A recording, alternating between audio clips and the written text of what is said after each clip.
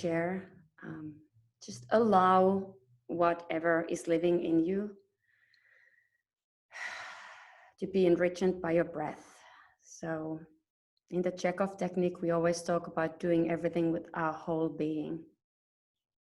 So right now I invite you, and I have no authority over you. So it's a suggestion and invitation, not a demand. I invite you to connect to whatever is living in you, in your body, your breath. Breath is part of your body. So connecting to your truth. And some of you have done this a lot with me.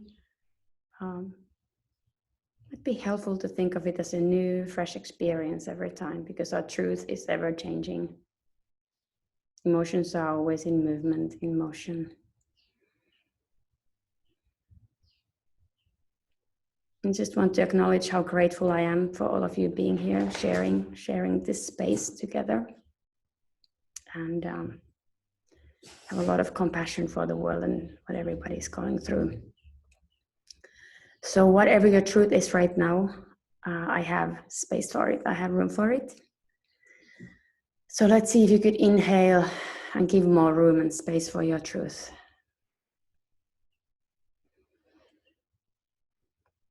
And I'm less talking about the thoughts right now. Thoughts, they're welcome, they come and go, but might be helpful to pay attention to the truth of your body and your energy body. And if I ever say anything that doesn't make sense to you intellectually, not to worry at all. You cannot do wrong. Everything you do is right. It's exactly what's supposed to be happening right now in your body and in your mind. Just know you can't do wrong. Allowing your breath to become part of your truth. Allowing the breath to be enriching your truth, your experience of truth. My accent. All acting techniques talk about the truth. And it is often asked of us actors to live in the truth of the character. And often it's in heightened situations. But right now, the whole world, as we know it, is in a heightened situation. So I'm going to take a guess that there will be all sorts of things happening, sensations in your body, most likely. So let's see if each inhale could accept your truth. And with exhale, you can sigh out your truth. I've muted you all, so you're welcome to release sound. And I suggest that might be helpful for you to experience your truth if you allow breath with it. And with that breath, any kind of sound that wants to come out, not to force anything, not to demand, just allow. Allow sound. And when we work in a smaller group, I'd like to hear the sound that comes out of you, because it's helpful for me to know your breathing when I hear the sound. But right now, it's all right, just you hear it, maybe your neighbors. Even if it's a tiny, tiny little sound, tiniest little hint of an experience is enough. So not to force anything.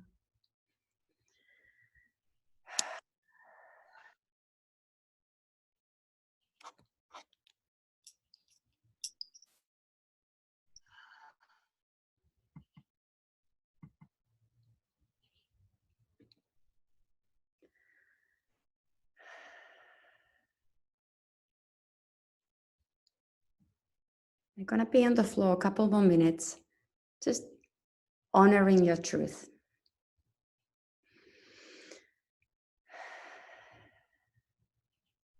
The foundational step in the Marjo-Riikka technique is concentration.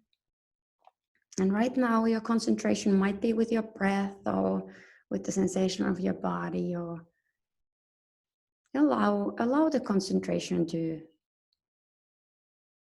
be wherever it is and gently invite it. Invite your focus to be with your truth. And listening to your truth might mean that you listen whatever sensation is happening, perhaps on your throat and the center of your chest, your stomach. Inhaling it as much as possible, accepting it and releasing.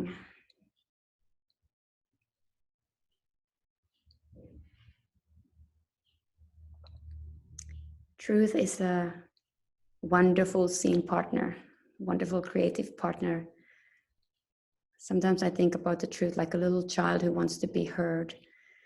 As long as, anyone really who wants to be heard. And if we don't listen to this actual what's happening in the body and in the breath, we deny it and try to push it away, it's gonna keep shouting. It might be under a lot of layers of denying, but it will be there.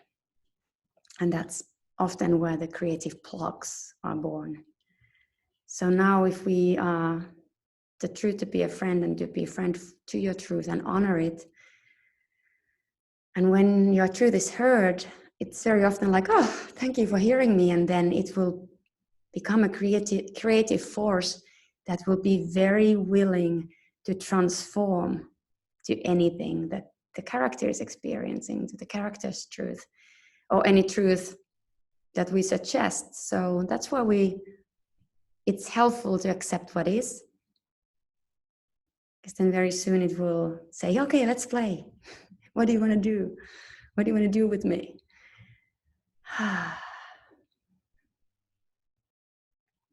And creative mind doesn't like authority.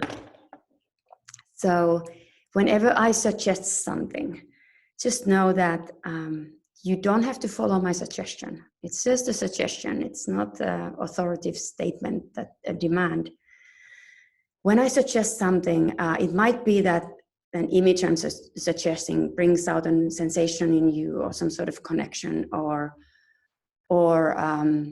it's possible that a thought comes, oh my God, I don't know what that means, or oh, I can't connect to that. It might be helpful to connect to whatever you actually are connecting and accepting it first. And then gently, you have all the time in the world. You can start looking to connect to something I suggested, but always in your own way. But you always have the freedom to remember that you cannot do anything wrong as long as you physically keep yourself safe. And let me know if you need my help. But as long as you're physically keeping yourself safe, and now everybody is physically safe from each other, obviously. But in class I say, as long as you keep yourself and everybody else safe, you cannot do wrong.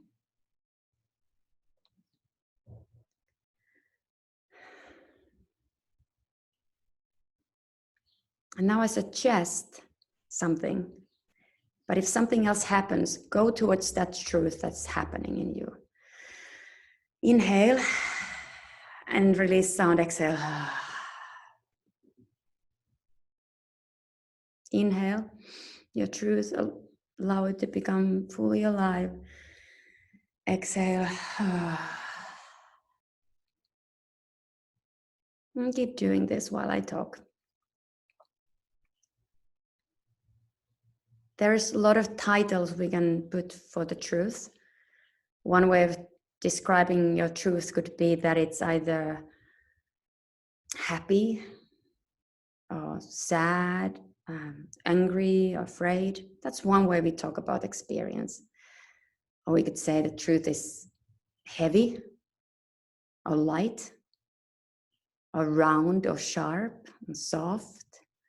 Or it could be uplifting, or it could be expanding, or it could be contracting. It could be a certain sense of smell or fragrance relating to your truth, or it could be a color. There's so many ways and words to describe truth, and we'll get to words later. Right now, we don't have to even have a title. Just look what's happening, the sensation in your throat, in your upper chest, in your center of your chest, your solar plexus, your stomach, pelvic center, and letting breath and sighing out your truth. We're taking a little bit more time with this. Next Sunday, if you decide to join, you could do this before the session. We'll only do like 2 minutes of this next Sunday in the beginning of the session, giving a little bit more time today.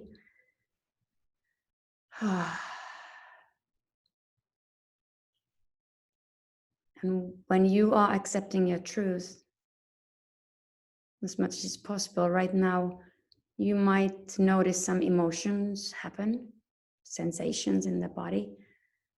As much as possible, honoring and allowing them and having compassion for whatever you are experiencing right now. Having compassion, allowing.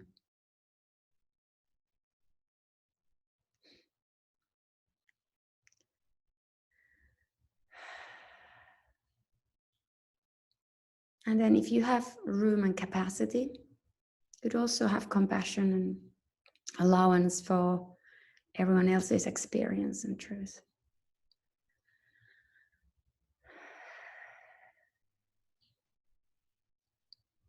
But start with yourself.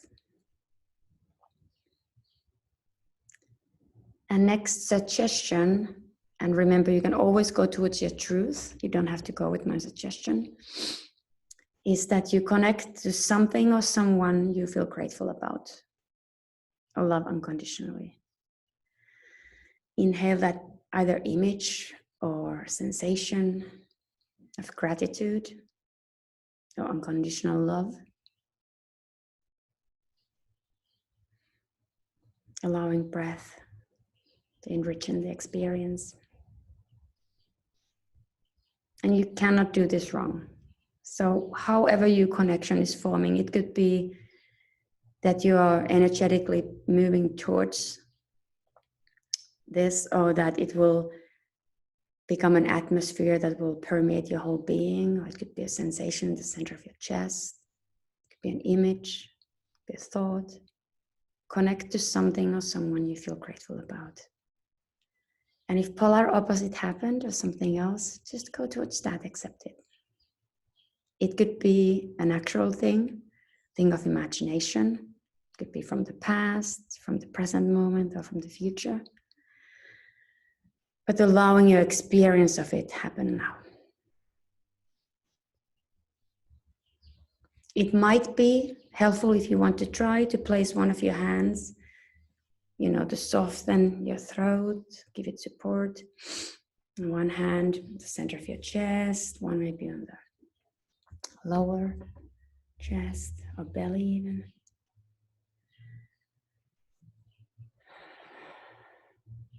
Allowing the palms of your hands to support your emotional center and your will center.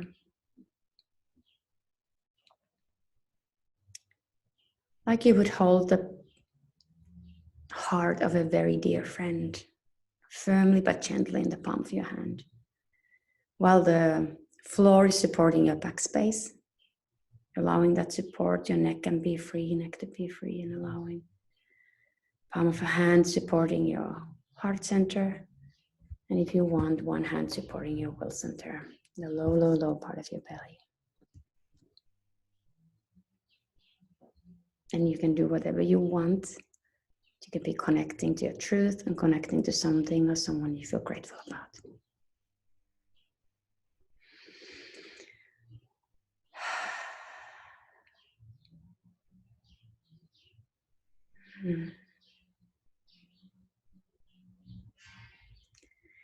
And then in your own time, allowing this to linger. But you can let go, allow it to linger as much as it's there. Find your way, maybe lying on your side, or if you're already up, whatever position you want to be, then maybe on your all fours. And I'm gonna, dog toy. You could do a couple of cats and cows to just flex your spine a little bit. You know how they say that we are as young as our spine is flexible. Just allowing breath with those cats and cows.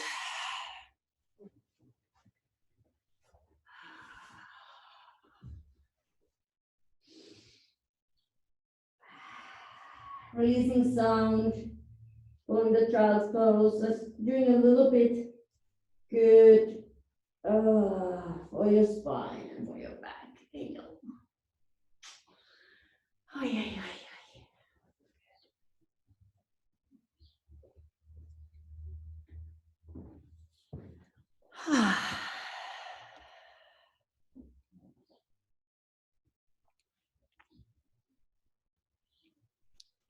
Maybe like 30 seconds more, and then we can start with the first thing with the Chekhov technique.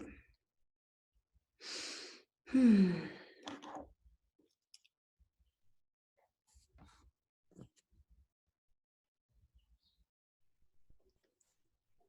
so happy to see so many people here. Thank you for being here. Wow, this is wonderful.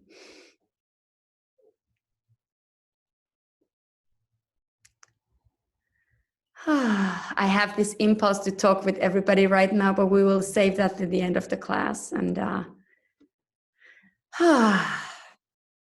just know that also if you want to be privately in touch with me, we can arrange that later. But welcome everybody.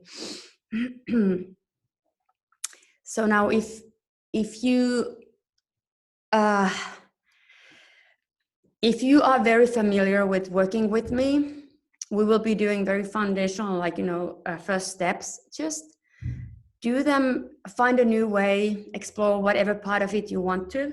If you're new to this, just know that this will not be the last time you will hear about it. I will explain, we can ask questions later. Or if you really have a very burning question, you can unmute yourself and ask it while we're doing things as well. But make this practice your own, so you don't have to follow anything the way I do it. You have so much knowledge about your creativity already. You have a lot of knowledge as an actor. We have a lot of professional actors here. And even if you're completely new to acting, always follow what's interesting for you. Follow your inspiration. Go that way. I really strongly suggest that.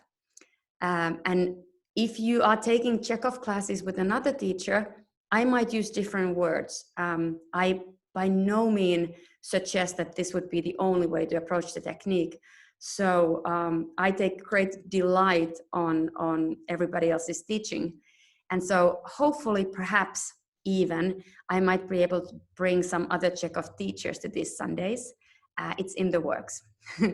So there might be a Sunday that there was going to be a wonderful master teacher from one of the other cities in the world. Okay. Great. So the first thing we are going to be exploring is something that I call energy body. I also call it life body. That's Leonard Petit. And I'm sorry, Leonard, if I just ruined your name. If I slaughtered your name. He's in New York. He talks about life body. At least that's what I think he does. Life body, energy body. Johnny Merling talks about inner body. It's all the same thing. I also call it life force. So it is this, we have a physical body, and the Chekhov work looks a lot like physical workout, but it's as importantly, and for those who've heard this last Sunday, here we go again, but repetition is the mother of learning, we say in Finnish. So in the Chekhov technique, we work with a whole being. So whole being could be, one way of describing is that we have a physical body, and then we have the energetic life force in us. We have our breath, which is part of our physical body. We have our imagination. Then we have all the 5 senses, or however many senses you have. With this whole being, we're never really working just with the physical body. Our energetic body is just as important part of the Chekhov work. So let's let's play with that a little bit.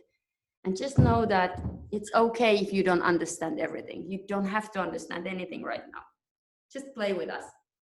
Okay. Before we actually, I'm going to very quickly ask if anybody now has a burning question. You can unmute yourself, or you can, let me see, I'm looking at your pictures. Okay. Most of you are still on the floor or somewhere. Okay, great. If anybody has a question, go ahead. If not, then we'll just continue. All right, I guess not. Fantastic. Oh, it's so good to see you all. Okay, great. So let's start. Let's say that, and let me know if my voice is still heard when I'm packing here. I think it will be. Let's say that all of us, we're going to play this way today. We have been cast in the next remake of Matrix. And your character has a superpower, the lead character. It's a big ensemble cast. And your lead character has a superpower. And that superpower is such that when they rub the palms of the hands together and they net you. Okay, now I hear somebody. Did somebody have a question? I'm gonna mute. There we go. Yes. Okay, great. So when you rub the palms of the hands together and your neck is free and you're allowing breath, your character can create golden light, life force, energy, inspiration between the palms of their hands. And you cannot do this wrong, just play. It's a playful thing. In the movie, the special effect guys will add, so the audience can see it, we don't have to hallucinate. The special effect guys will add this golden light, this life force between the palms of your hands so the audience can see it. Our job as actors is just to say that it's possible that we are creating it in our character. So inhale and stretch it.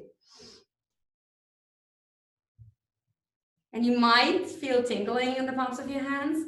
Not to worry if you don't feel anything, it's not necessary. Just say it's possible that you're creating golden light between the palms of your hands. And then you could give that light to the ceiling.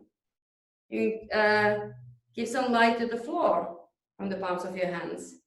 And then you can find them back together and create some more. It might be helpful to, when you separate the palms of your hands, to inhale. Let's create a little golden ball, like a personal little planet, like a little sun between the palms of your hands. Good. And then you can play with it how you want. You can fa. I'm using the sound F-A, fa. You can do any sound you want. We're using the sound for several reasons. One of them would be that it's a little reminder to breathe. Fa. A little reminder that your energy body also, fa. It continues, sustains, it has a sound. Your voice is part of your whole being. Good.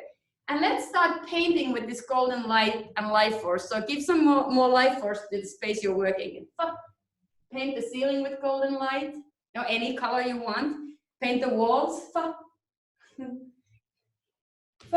Paint the floor.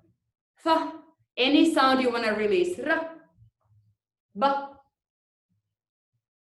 Anything that feels easily flowing out of you. Great.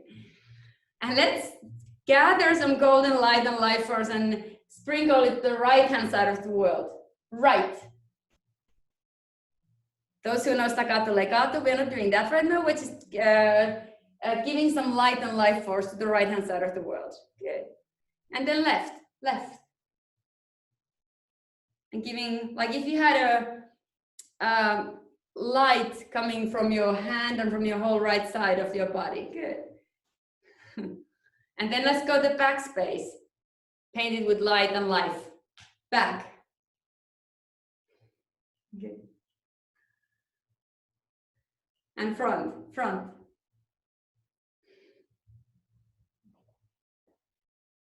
And I'm going in different order. Let's go down. And then up, up. Good. Now let's do one more time. Imagine that you can give light and life force to the right hand side of the world. Right. So you can send it with the hand. You can even open your whole right side and imagine that it's stretching to the right energetically. Great. And then left. Imagine your fingers, energy body fingers can go 500 miles or kilometers that way. And then you're going to open your whole side of your body. Imagine it's lengthening horizontally. Good. And let's go up through the ceiling. Up. You can go all the way to planet inspiration if you want, or you can just go to your ceiling with your energy hands. Good. And then we're going to go down. You can go all the way to the center of the earth if you want. And we're going to go back. And then forward. Good. And I noticed that because I've been working with some of you a lot and with some of you never, that I'm sort of like, oh, how should I go about this? Some people know and some don't. So I'm going to backpedal a little bit. Let's come for it. You can stay standing or you can come seated, whatever you want. Actually, I changed my mind. Let's remain standing.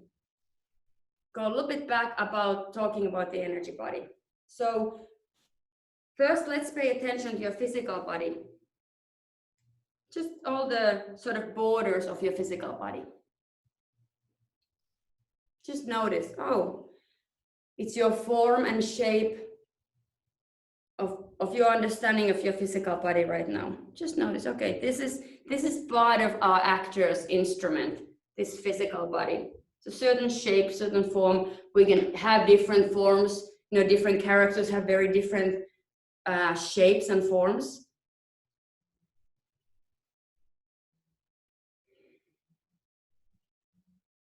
But more, as equally important, it is what is the energetic shape and form and size of the character.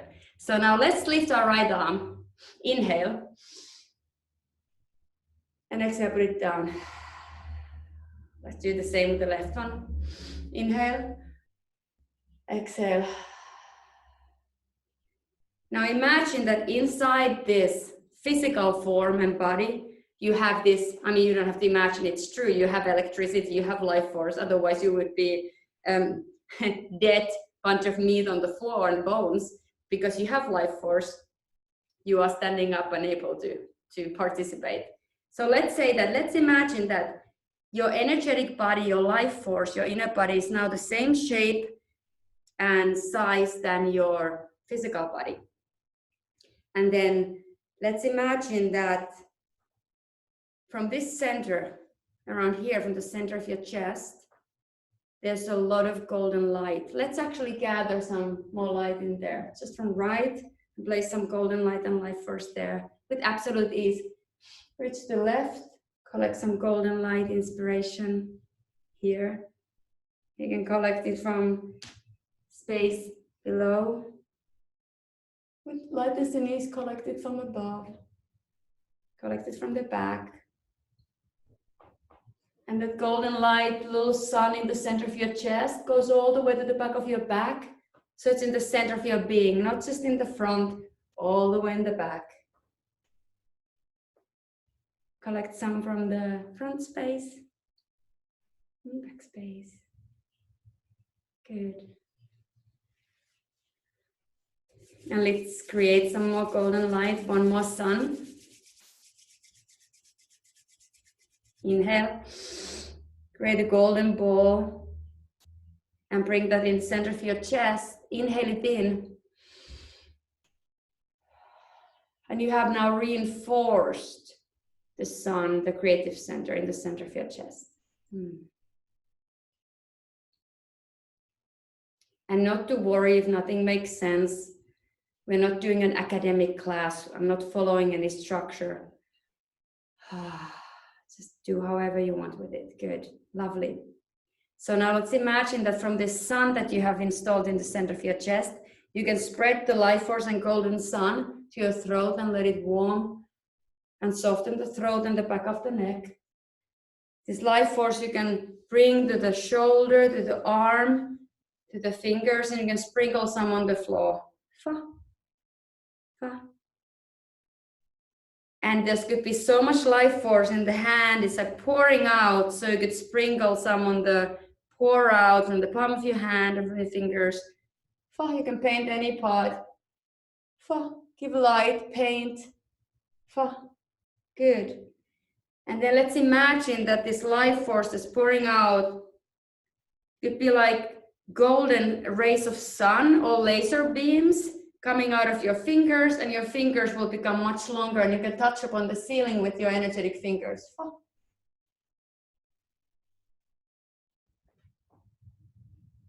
And leave those fingers at least 5 times longer, the energy fingers, 5 times longer than your physical fingers. And then bring the arm down, allowing the fingers to be energetically longer. Or perhaps the whole arm is longer energetically. Absolute lightness and ease. It's easy to do this. There's no forcing at all involved. Not to worry, you don't have to hallucinate or see anything. Just say it's possible that I can stretch my energetic, my life body fingers to touch upon the ceiling or the wall. Good, lovely. And then let's inhale and lift the other hand up, fa, and stretch your energy fingers to meet the ceiling. Good. And then let's bring the arm down. And let's now pay attention. Let's say that this energetic body of yours could be like the thing that your intention. So let's say that the energetic arm will lift nanosecond before, it will pull the physical arm with it.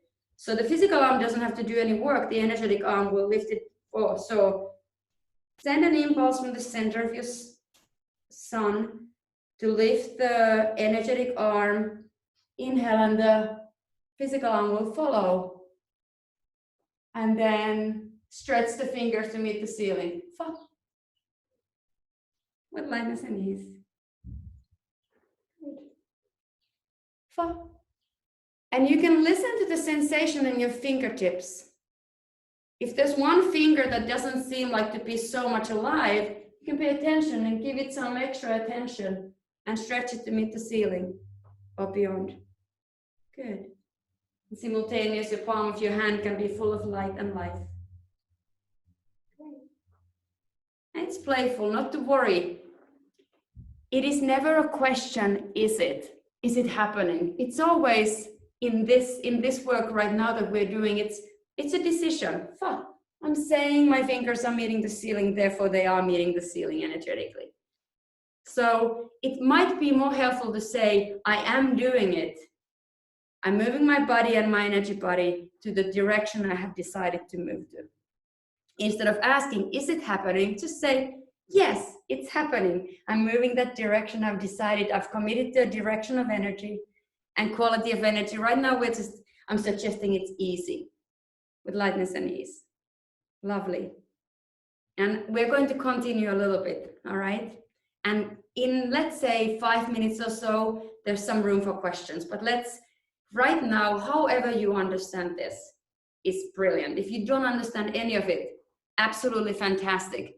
Then there's a room for a lot of possibilities when we haven't decided what it is or how it's like. Let it be what it wants to be today. So let's one more time. Let's gather energy. Imagine that you can gather it from the right, life force energy, and left. From up, inhale through your legs. Good. And the right and left, up and down, back and front. You gather energy here. And then sprinkle it everywhere. 6 directions. Right, left, up, down, back and forward. Fa. And allowing your hands to grow beyond the ceiling, your legs to go all the way to the center of the earth. Good. And let's gather energy one more time. And then expand it everywhere. Fa. Good. And one more. Fa. Good. And one more time, imagining. So this is me, Marjo-Riikka, little woman from Finland. My physical body ends here, but my energetic body could go beyond the ceiling. My energetic legs could grow roots and go all the way to the center of the earth. My whole energetic torso could root from here, from the will center, all the way to the center of the earth, where lava is. My hands could go all the way beyond the ceiling to the planet inspiration. This Matrix movie, I just made it up there. Good. Your right hand side of your body could extend energetically horizontally. Good.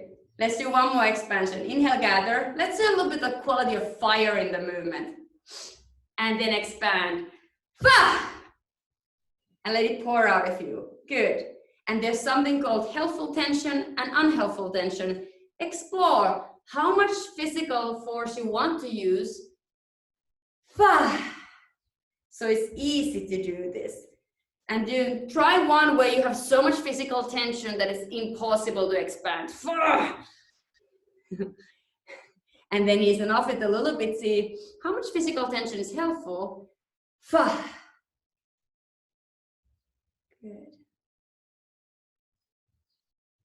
And we'll go one more round together. Let's this time, I'm noticing a little bit, let's ground the feet, the will center. Let's grow roots, because right now we're exploring different directions, and let's connect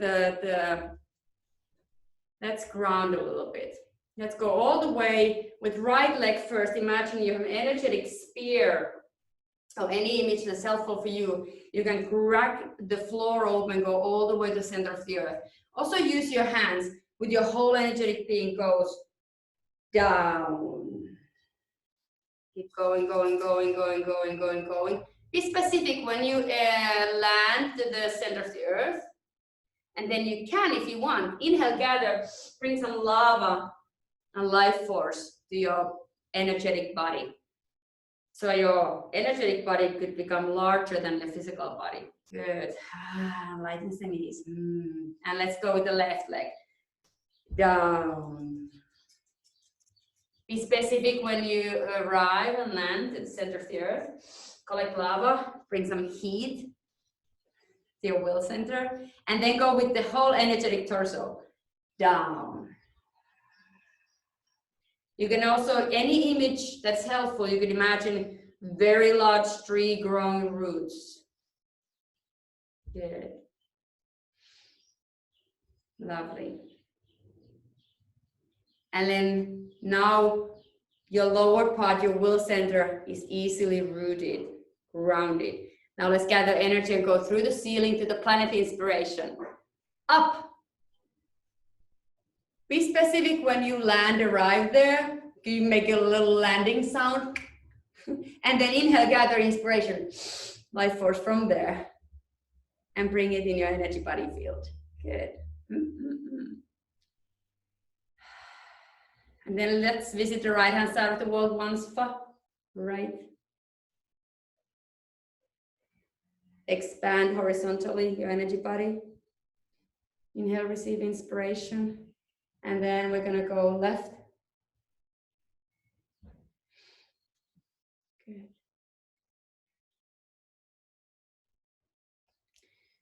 Let's imagine something safe and supportive to the back space. Let's go towards it. Back. With the palms of your hands, with the whole back of your back. Lean to it. Support, safety with forces, and bring it on with you energetically, connecting to your backspace. Good. And all this good compassion we've collected, give it to your front.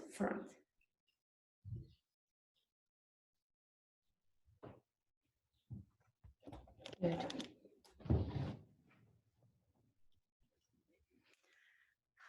Then you can come sit down for a second. It's so funny that I'm so excited about having everybody here that my concentration is a little bit like trying to see who's what's and happening. So my apologies if I didn't explain everything. Those who worked with me a lot are like, okay, got it, she jumped that part. But for those who are here for the first time, know that we're going to be doing a lot more and I will explain. And now I am going to unmute. I don't want to unmute everybody if somebody doesn't want to. Now, if there's a question or comment or something, you're welcome to share. And then we will continue. I know that those who practice the Chekhov technique a lot, there's some practitioners here. There's much more to energy body and life body and expansion and stuff. I'm taking it very slowly right now because we also have people who've never done any of it. Anybody want to say or ask anything?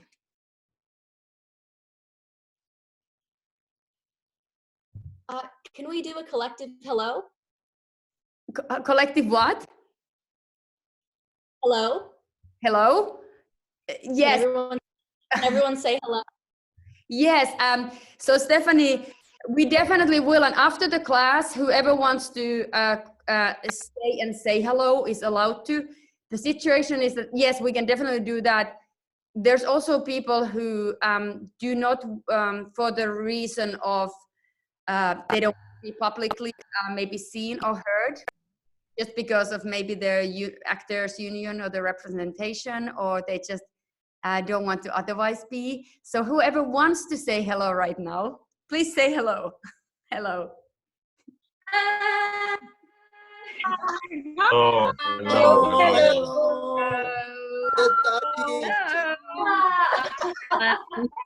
Thank you. Meet you guys. Oh, Sonia, Hello, everybody. Oh, hello. Hi. Hello. Oh. Hello.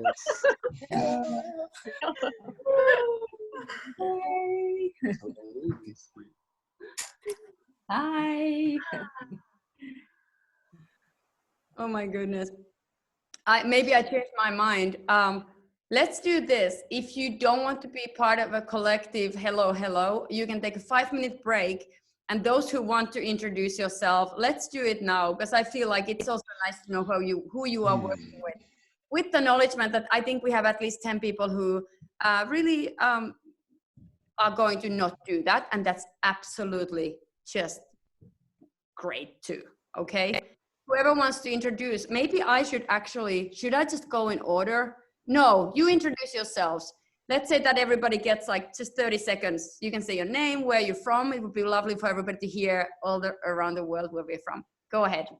Rika, you need to call on people because nobody knows who's first in our view. Oh, Becca, that's great. How do I call? But what if somebody doesn't want to be known? I'll just say first name. Does that work, Becca? Yep. I have to jump off soon too, so if I could just quickly say hello.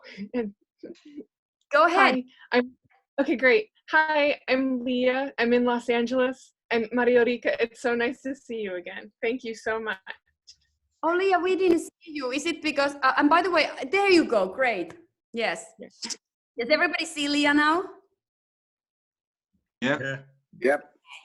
So, hi, Leah. I love you. I will talk to you soon. Okay, great. I want to acknowledge Becca.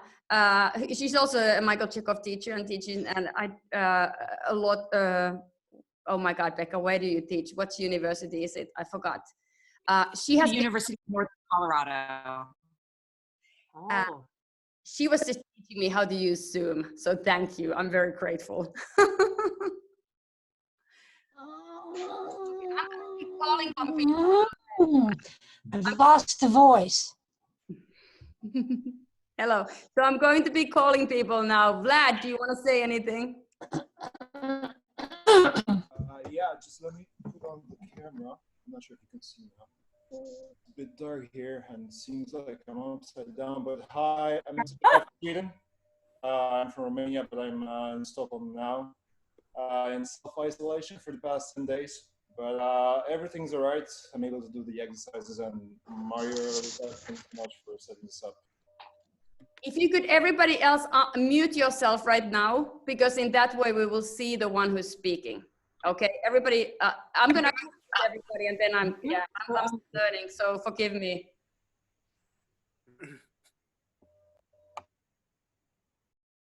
Vlad, I think you said something.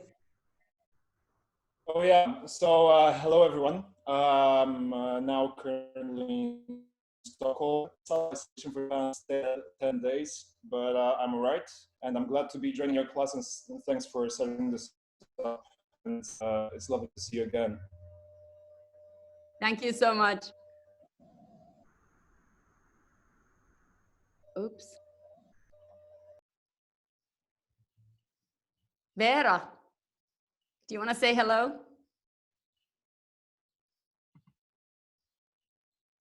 Now you can hear me. Well, hi, I'm Vera, and I'm from Finland, and I'm studying in the Theatre Academy, and this is one of our master courses. That's how you say it, right? And it's really nice to be part of this. So thank you. Wonderful. If you can mute yourself now, that would be great. Yeah. Great. Valtteri, do you know how to unmute yourself? You want to say hello? Hey, I'm Valtteri. I study theater. I attended Marjo-Riikka's Chekhov course last fall. Hello. Hello. Wonderful. Tim, you want to say anything?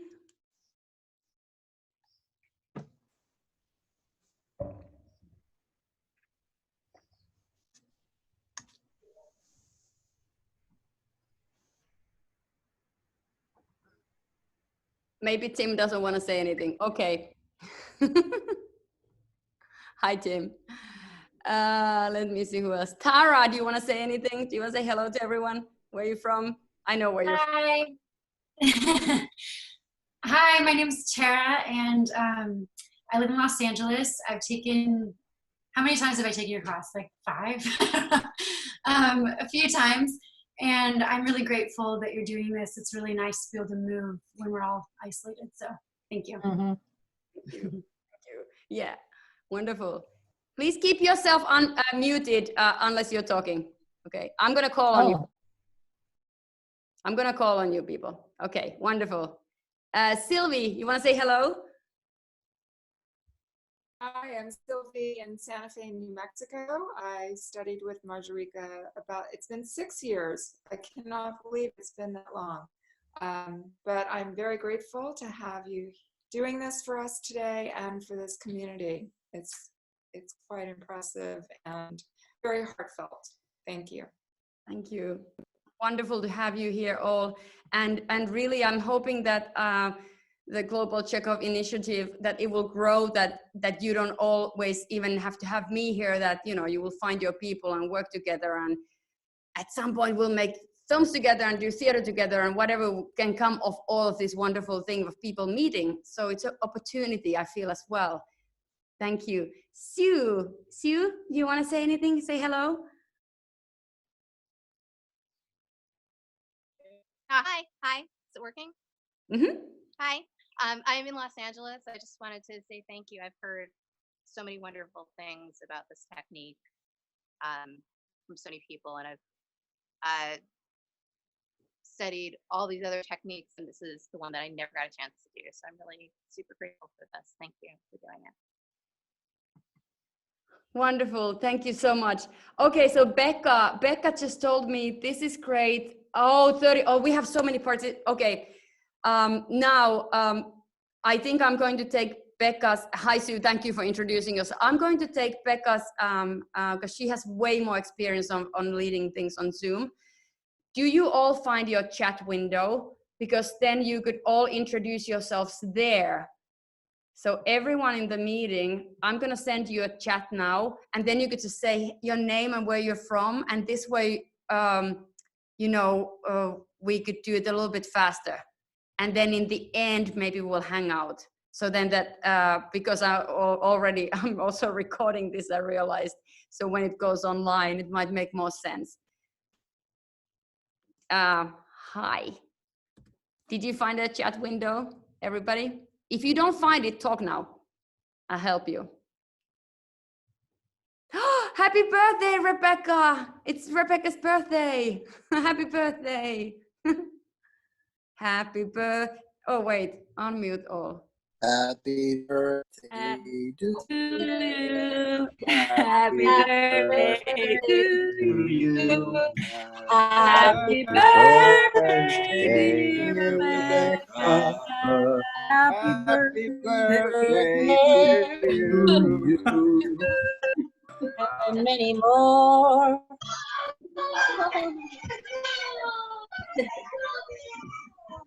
Stolat. Okay.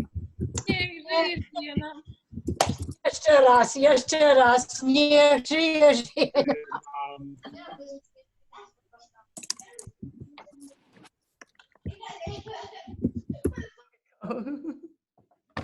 Beautiful. Becca, feel free to chime in, Rebecca Rich, with your advice. That's wonderful. Ruby from LA. I'm gonna stop recording for a second. All right, and we're back, and let me know if you can hear me. If you can't hear me, I guess. Wonderful.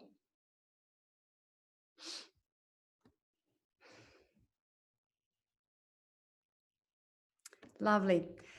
Let's continue. It is now, we have been here for an hour. So I'm going to be leading a couple of exercises, and then at 1 o'clock, I will be here for an hour to answer questions, or we can perhaps start that a little bit earlier. And there will be time if you guys want to meet each other. I'm meeting some of you tomorrow and Tuesday for a longer class, but I want to offer the opportunity for everybody to also really meet and get to know each other. And I want to acknowledge that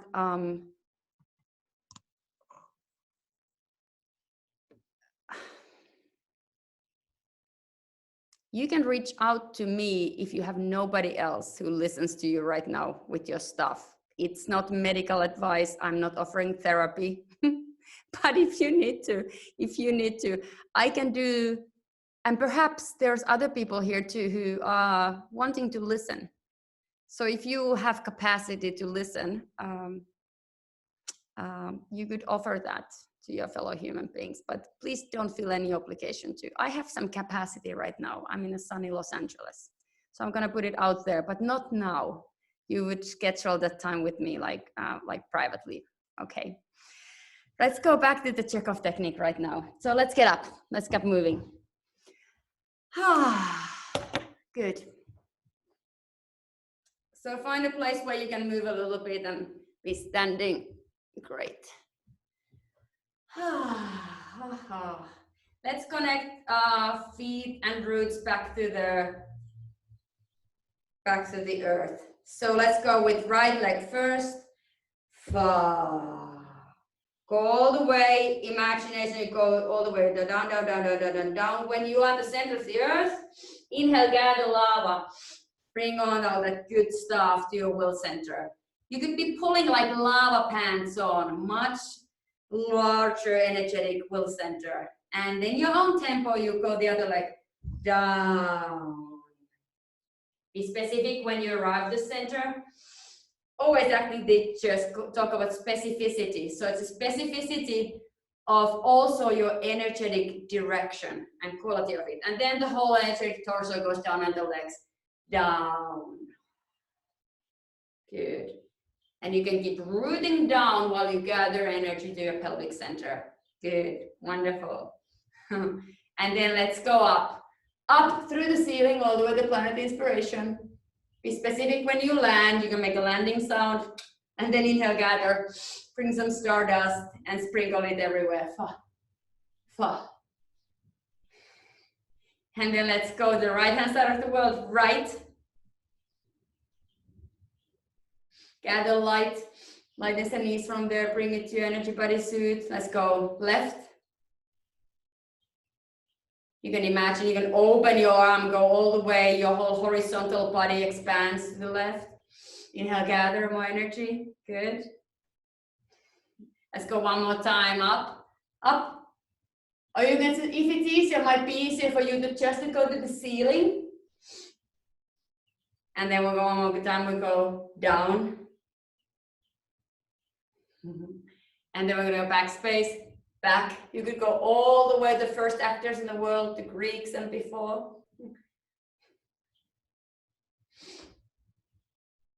And then forward. We're just exploring 6 directions right now. And then I thought, I'm going to talk about an exercise called staccato legato in some of the sessions, but today we're just exploring expansion, feeling of ease, do some exploration with form. But I wanted to offer, because of the situation in the world, that perhaps we would today work on compassion a lot.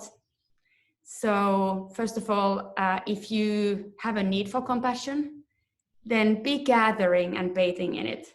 If you have a capacity for compassion to others, then you could be sending it out, and you can do both. So let's do 6 directions once with this image or thought or sensation of compassion, whatever that means to you right now. Okay, so let's say that in this movie, in this character, you have an ability to create not only life force and inspiration, but also compassion and kindness between the palms of your hands, and then you can stretch it. Inhale, make a golden ball of compassion, life force, inspiration, hope, whatever word works for you. Bring it in the center of your chest, inhale, and let it permeate your whole being, your head, your neck, your arms, center of your chest, the back of your back, your sides, the pelvic center, your legs. And then we'll create some more, gather it, and send it to the right-hand side of the world. Right, light, inspiration, health, whatever you want. Compassion. And then you can inhale, gather. Take some fresh one. Let's say there's an infinite amount of it in the world. Good. And then create some more. Gather, let's send it to the left-hand side of the world. Left. With absolute lightness and ease, it's easy to do this. Sending light, compassion, good health, hope. Give it there, and then inhale, gather. Bring some fresh to your energy field. Good. And then let's gather some hope, inspiration, compassion to up.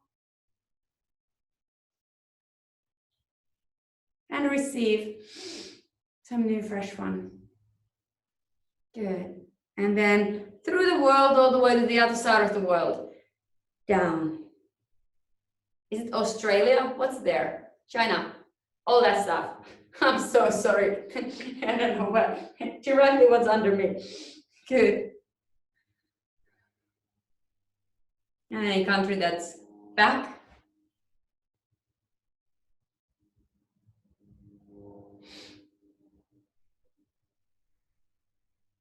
And forward. Perhaps to this group. Give inspiration, light, compassion, and receive. And now we're going to go to all 6 directions of the world together. So inhale, gather, and hold a humongous amount of compassion and energy and life force. You're holding it on your embrace, and then expand it everywhere. Fa!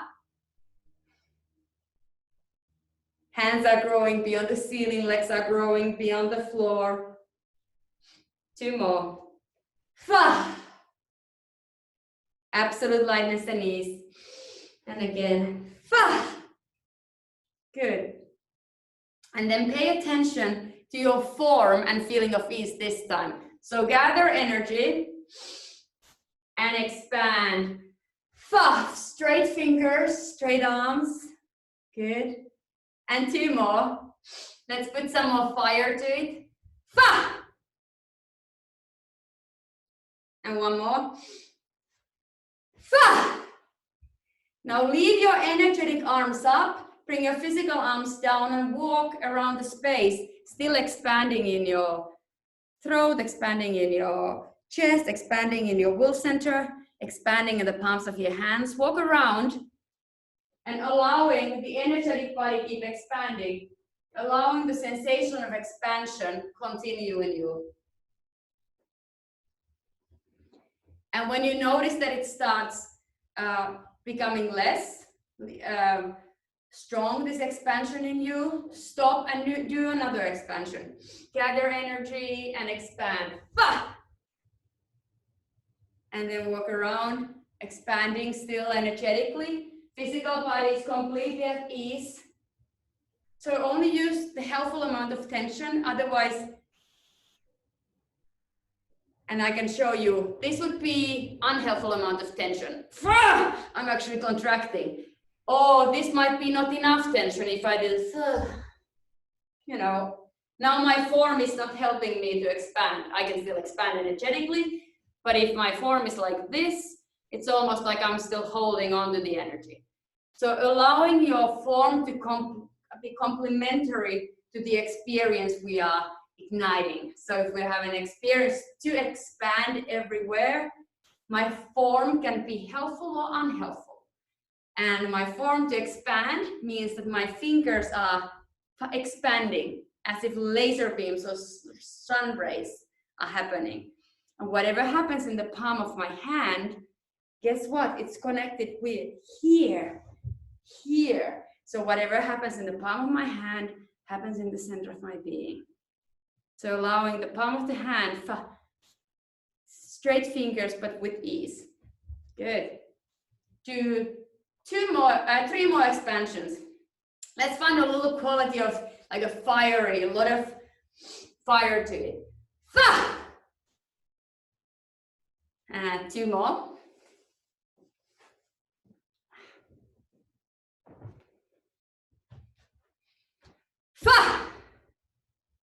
And one more.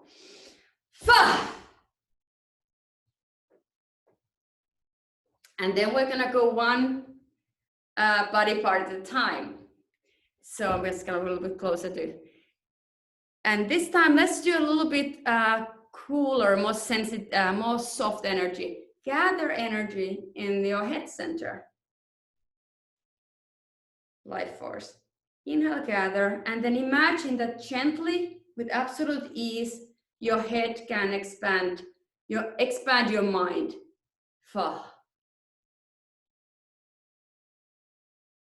And walk around with this new expanding mind. It keeps expanding, sustaining the expansion up and down, right and left,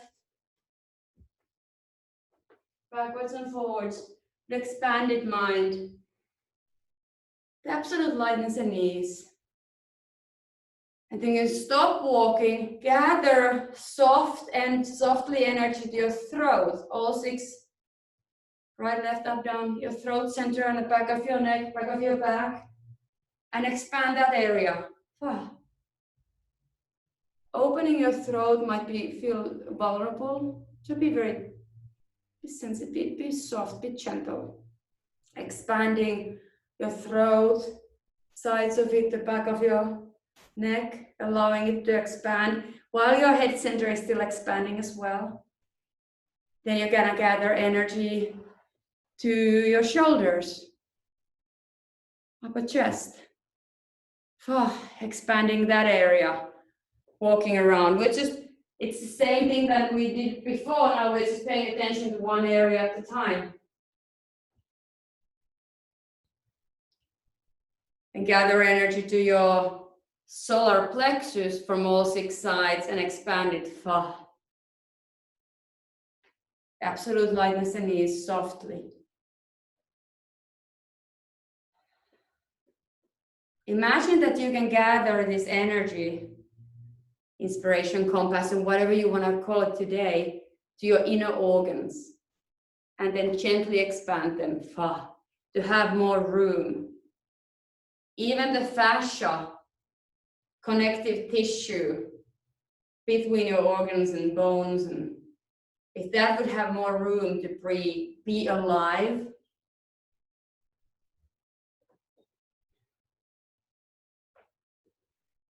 Gather energy to your stomach, digestive system, gently expanding. Be very gentle. There's some gentle areas there. Good. Then gathering energy to your pelvic center.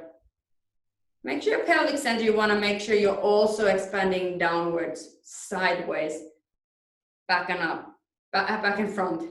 So gather energy to your pelvic center. Let that expand all 6 directions. You could go specific to do it with your thighs, expanding your thighs. What about expanding your knees? Expanding your calves, is that what it's called? What about expanding your ankles? Your feet. And when you have gone through, you could go as far as going like 1 finger at a time, imagining it expanding.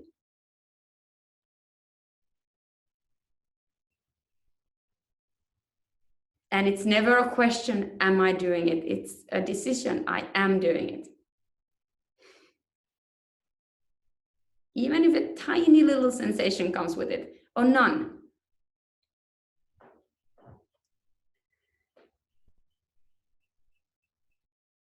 And then we can do that, all that expansiveness with 1 movement, gathering energy and expand your whole being.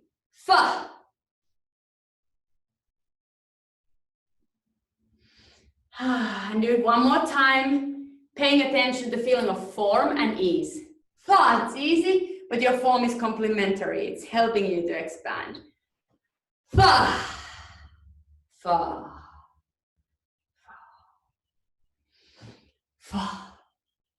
And then let's paint the whole ceiling with golden light. Let's paint the walls. Make big, bold, abstract movements. Making your whole space filled with ease, filled with light, filled with life force. The floor, the ceiling, any specific spots. And be specific with sending, sustaining, and landing. Sending, sustaining that energy, going, landing it. Be specific how long you're sending. And after sending, you're always, of course, receiving. You have more, so you can send more out.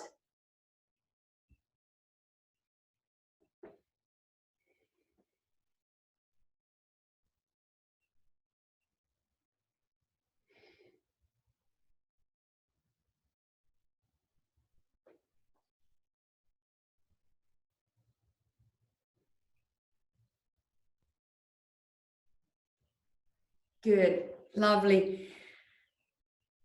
And now let's come and sit for a second.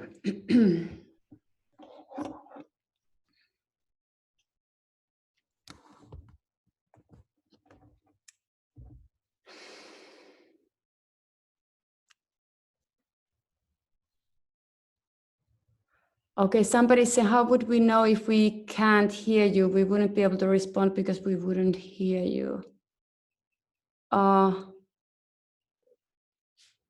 Barbara, I'm not, I wonder if you mean hear me or hear each other.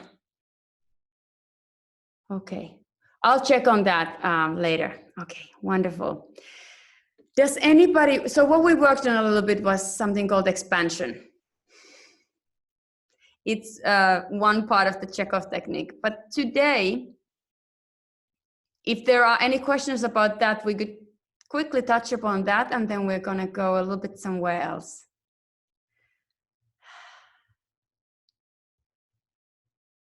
No questions? You can put it on your question in the chat window, or you can unmute yourself and ask. 1 question, yes.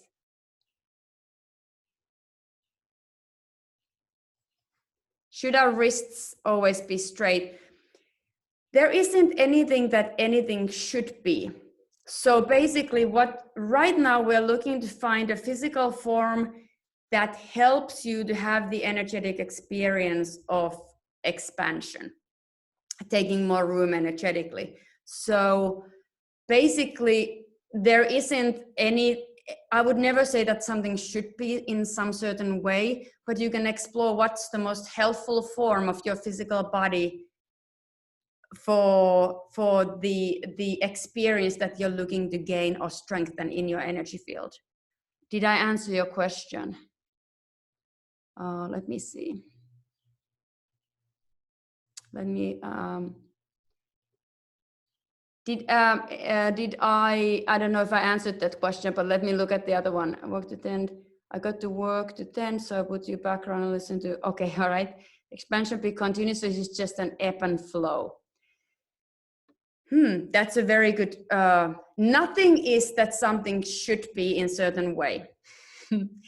We basically, in acting, when we are either doing something or we are being done to. We are either doing and going towards something with our action, or we are being done to. We might say we're exhaling or we're inhaling, being done to or doing something. So expansion is, in a way, it's an archetypal gesture. So if I'm looking to just any experience is related to either me being done to something and I'm expanding because I'm expanding towards you because you're pulling me towards you, or I'm expanding towards you because I have an intention towards you. It could be with intention or not intention. So sustaining means I'm a little bit all over the place. There's so many questions. But let's say that if I'm looking to expand myself energetically, then should it be continuous? Yes, it shouldn't be, but I'm looking to gain this experience of, because everything that's alive is in movement. So I might reach the point where my expansion has gone so far that it wants to turn and perhaps start contracting, or it will change direction. There's this moment when I have an energetic movement, whether we are going already to psychological gestures, which would be like much more, a psychological gesture would be linked to my intention, my character's intention towards the other character or the circumstances. So my energy is always going to a certain direction, and the more I'm committing my energy to a certain specific direction, the more specific my acting moment is. I don't know if that answered that question. Let me see what in the chat window it says. Straight is fine, but perhaps not rigid. Yes, exactly. Can everybody see the chat window? Breathing in and out, when going up, breathe in and down, it has yoga. So I would say about breath, that allowing your breath to flow naturally. Sometimes when I'm teaching, I'm saying, you know, I'm inhaling when I'm gathering energy. I'm exhaling when I'm sending out. But in most of the cases, the breath will happen naturally. But the helpful thing might be, like with text works too, is that when I'm preparing, I'm inhaling, I'm gathering, I'm exhaling and sending with my whole being, which breath is part of it. But for now, allow the breath to happen naturally, straight with ease. Thank you. I didn't realize how related to Tai Chi. Yes, so very. You should be teaching orchestra contract. Okay, great, wonderful. Now you can also talk if you want to talk about. There's so much to be said about all this that you're asking, and that's why we will have our Sundays. So with expansion, it's the same idea as energy cannot be created nor destroyed. It's always there, but moves in different directions. Yes. And it's also related that we can learn to harness energy, and we can contain energy. We can have, so it's not just that we have energy and ability to harness and do whatever we want with it. We can also pick a quality of that energy. So basically all human interaction and interactions between characters are, I'm either moving towards you or away from you. I'm either coming towards you with a very gentle, careful energy, or very violent, so or any kind of quality of energy. So now we're going a little bit everywhere because I'm getting inspired about your questions. But the reason right now that we're doing expansions is multi-layered. But one of them is that I'm introducing this idea that we have life force and energy. And as actors, we can learn to harness it and have it be any quality we want. It can be gentle or it can be violent. It can be slow, it can be fast. And that we can harness it and do whatever we want with it. Because if we think about character work, well, let me backpedal. For the reasons why right now would be important to learn to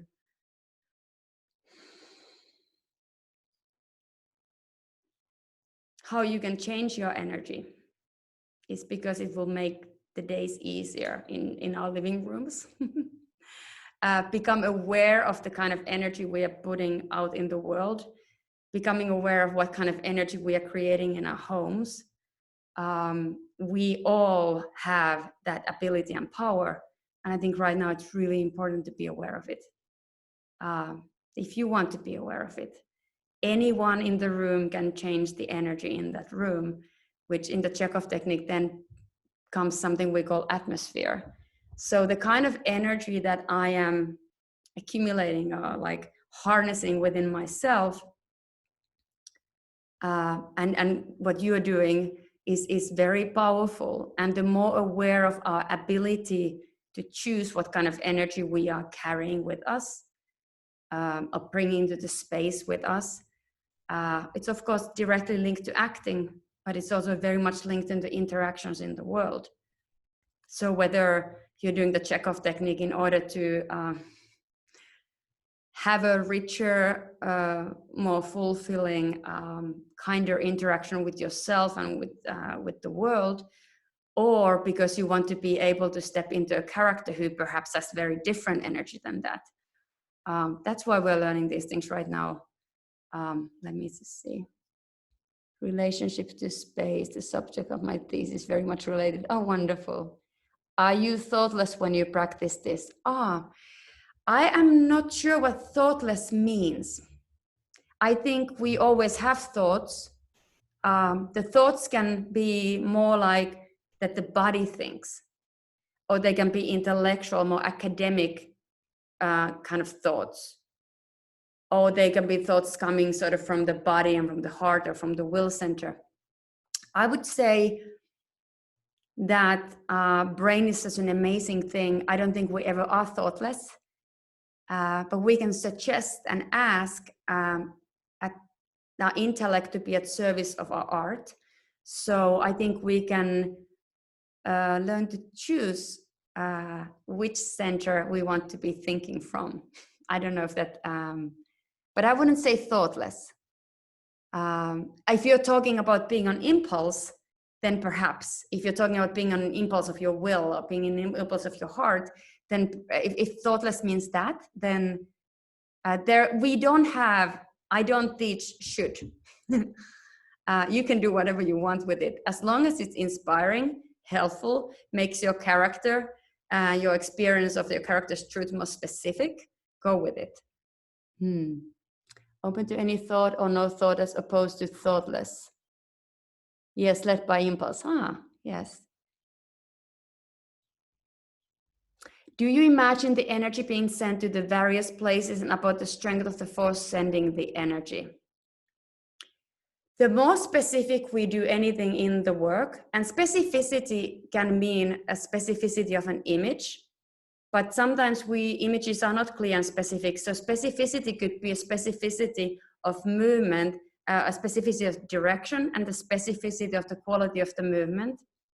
So specificity is also, if I send my energy pinpointedly to that spot in the wall, my relation, the space between us, the relationship is more specific. I wonder if I answered that question, but the strength of the force. Perhaps I would say that it might be helpful to make these choices. But I'm going to backpedal just for a second, that when we start the practice, it might be the most helpful thing to pay attention to 4 creative brothers of the Chekhov technique, which would be the feeling of ease, because without ease, things get difficult. And it is in the times that when times are difficult, the feeling of ease is even more important. Feeling of ease basically means that we can decide to execute a movement with ease, pick up things that you can do easily. You can vacuum clean your house and pay attention to the having feeling of ease in it. Feeling of ease doesn't mean relaxation. It means I can suggest my body to sit upright with ease. I can, let's try some ease. Everybody just make any movement that you can easily do with lightness and ease. Move your hand.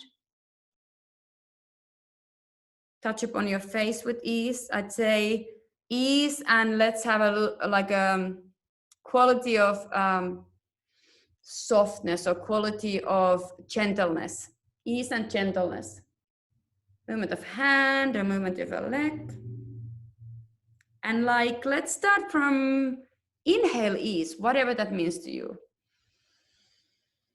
Let it permeate your whole being, and exhale ease. Allow ease to permeate your physical being and your energetic being. And allow your energy start moving upwards with ease, whatever that means to you. And then allowing any body part to follow that upward movement with ease.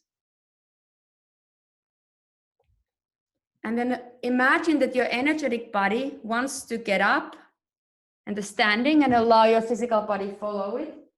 And with absolute lightness and ease, let's start lifting your space.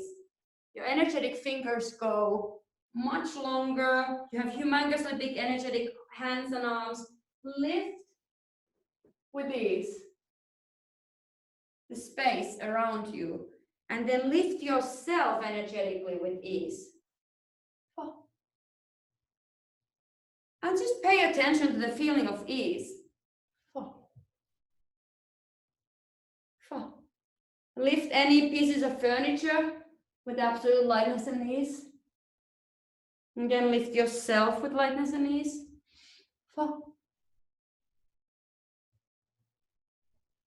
And then come back into seated position with ease.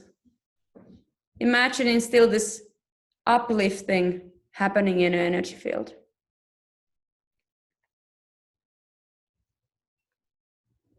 Feeling of form. I sort of forgot that question that was asked that prompted me to talk about ease. Feeling of form would be the next thing that I'd advise us to be thinking about, because form, your physical form and your energetic form, can be either helpful or unhelpful to the work and the experience you're wishing to gain in your energy field and in your body. So let's say if I'm wanting to expand and my hands are like this, if I've practiced a lot, I could still energetically expand. But if I want to make it easy for myself, having my fingers be straight might be helpful.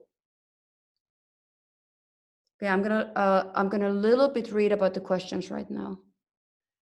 Do you imagine the energy? Is it if a character has more energy than me, then how to create that energy and how to sustain that energy? If a character has more energy than me, then how to? Oh, so when you say that the character has more energy, I suggest that it might be a question of a different quality of energy, how to create that energy. Okay, I promise that we will talk about how to create energy, and we just also did. Can we please remind me, we'll get back to that. And in my own thought, I think it's impossible to consciously not think at all. Then you're thinking about not thinking. Mm-hmm. Allowing thoughts. The intellect is a great servant of, but not the great master always. The four brothers, feeling of ease, feeling of form, beautiful. Ease means letting go and then moving with inner body, doing it first. Easiest doable choice that Chekhov offers in place of undoable command to relax. Yes, I love it. Thank you for being so helpful and giving the comments. Thank you. Please, yes, for those who are Chekhov teachers and really doing so much of the technique and understanding it, I love that you are answering these questions because we have so many participants. Thank you so much. Get used to not touching your face, love. But I'm here alone at home. I haven't seen anybody. Thank you. I appreciate. This time with you was wonderful. Thank you. Okay, I look forward to the next session. All right. How can we bring elements of what we have worked on today to a character for self-deaf audition, for example? I will probably not be able to answer that question. How can we bring elements? Okay. One thing that I would say about anything that we practice is that the more that we practice it daily, it becomes a second nature. So that the more I practice my energetic and physical body being in harmony, of my ability to harness energy, choose my atmosphere, choose my direction and my specificity to work with images, any part of the Chekhov technique, the more I practice it, the more it will be, you know, able to apply. But if I would say to a self-tape, you could just say, okay, you do everything like you already have prepared. And then very often, let's just add feeling of ease to it. How would it be like if you didn't force anything? You've prepared, you do all the acting things you already know, and then you just add a feeling of ease to it. That would be one.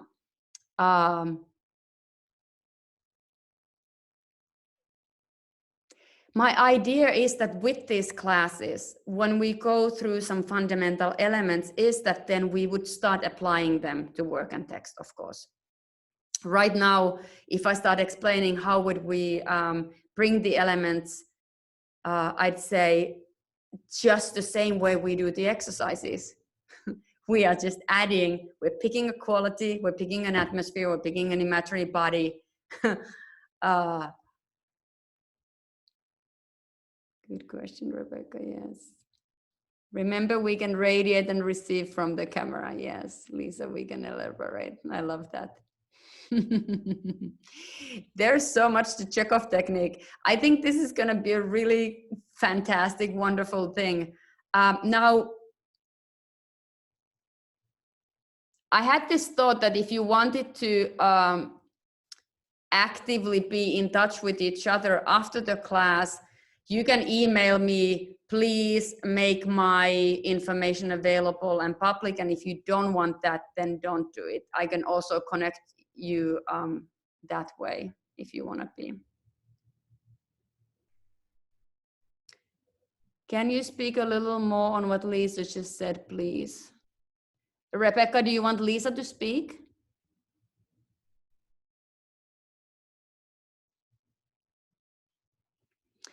I want to, right now, can we save this for a little bit later? For the time that we are going to discuss? Yeah, for the time, that would be wonderful. Because I would want to do one more thing before we go to okay.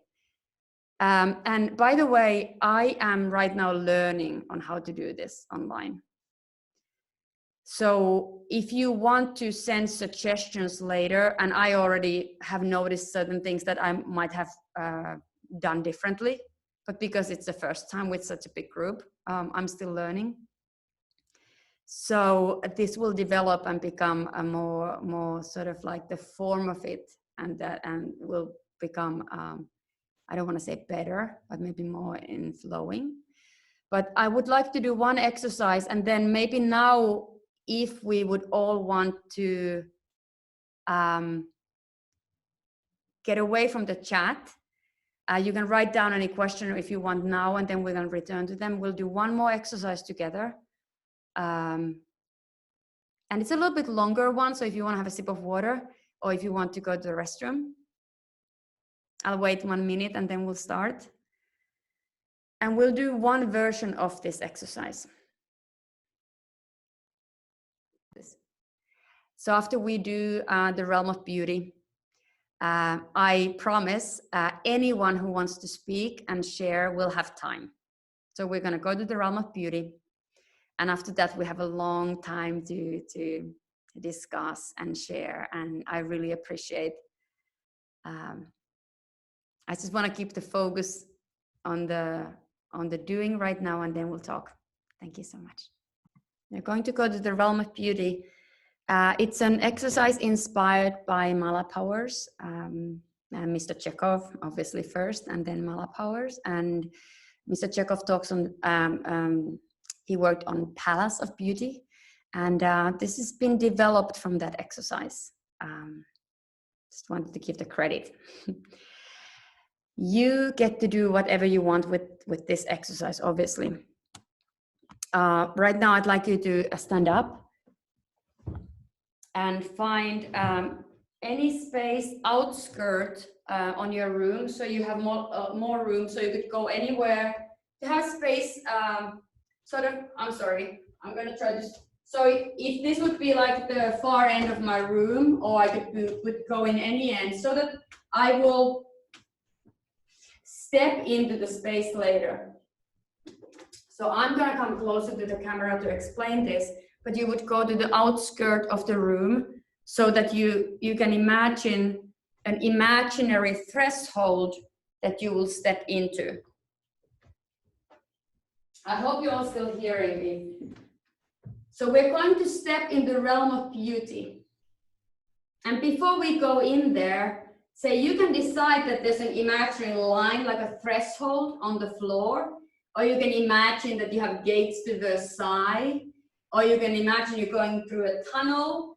However you want to step into your realm of beauty. That's how you're going to do it. I'm going to explain a little bit before we go in. Or obviously, if you have been there before and you want to jump in, go ahead. You cannot do anything wrong. In the realm of beauty, my advice would be that if you ever feel at loss or you get self-conscious, you can always decide to simply surrender to beauty. Inhale beauty. Let it permeate your whole being. Exhale beauty, and there's more fresh beauty around you.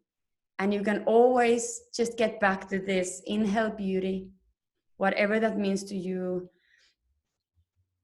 Let it permeate your whole being. Exhale beauty. You cannot do anything wrong. The experience will be exactly how it wants to be today. So please allow it as much as possible. If there is any task to do in the Palace of Beauty, the realm of beauty, it would be that it is yours. I will guide you through a journey, but you don't have to follow my instruction. If images might happen, but they don't have to happen. Image also isn't something we necessarily have to see. Image could be a decision that you can say, in the realm of beauty, you have magical abilities. So if you say, there's a flower, there's a flower. You might not see the flower, but you can still relate to the flower. You can have relationship through beauty with the flower that you just created. Or it might be a day where images don't appear, and then you could find beauty in the actual things in the space. There's a crack on the wall, the dynamic beauty, the straight line and the curvy line, the connection to that. You could find beauty in that, artistic beauty in any shape, any form, any quality, any material. Look to find beauty in these things. And remember, at any point, you can always simply move your hand through beauty, move your hand with the quality of beauty. And one thing that might be helpful is to think that feeling of ease and feeling of form together create beauty, artistic beauty. Beauty is actually a word that can prod upon other words like authenticity, and there's a lot of things we describe as beautiful in the world. I'm not only talking about the normal Hollywood kind of beautiful, way larger experience of beauty. So you cannot do wrong. You can follow my instructions or you can ignore them. And I don't have to see you. At any point, if you want to step out of the realm of beauty, you can always do that, absolutely. So you will make of this whatever you want. And then I would only ask that do not interrupt the exercise by asking questions, that we can have questions later. If you have a burning question while you're doing the exercise, you can chat privately to me, and then I will every now and then. And I'm going to be playing music, but I'm going to be playing music for you. If you don't want to hear me or the music, you can mute me. You can imagine music, absolutely. So Lisa, I know that it might be more wonderful for some of you to imagine the music. You know, I'm going to be playing some though. So if you don't want to hear that and you want to have your own music, feel free to block my voice. All right. So whenever you feel ready, step through across the threshold into the realm of beauty. Inhale beauty. Let it permeate your whole being. Exhale beauty, and there's more around you.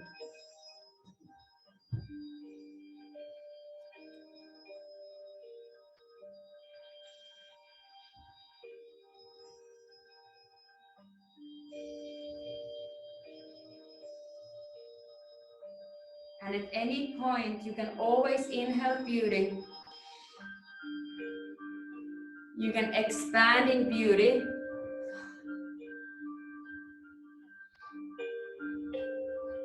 Let it permeate your whole being. You can move your arm through beauty.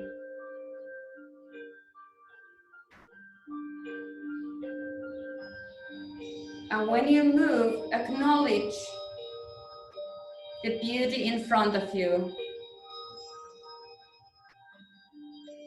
Acknowledge the beauty in the space before you. You can touch upon it with your hands if you want.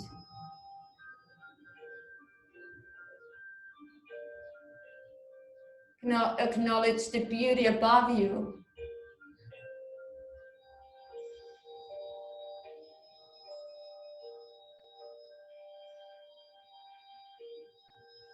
And acknowledge the beauty below you. You're walking on beauty.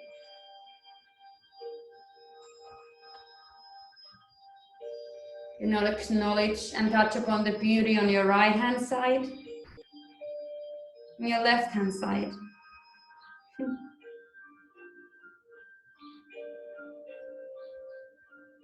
now acknowledge and touch the beauty behind you.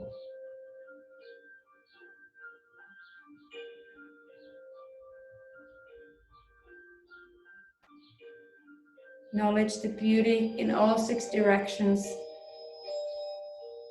outside of you and inside of you. Ever feel lost? And always inhale beauty, gather beauty, and expanding beauty.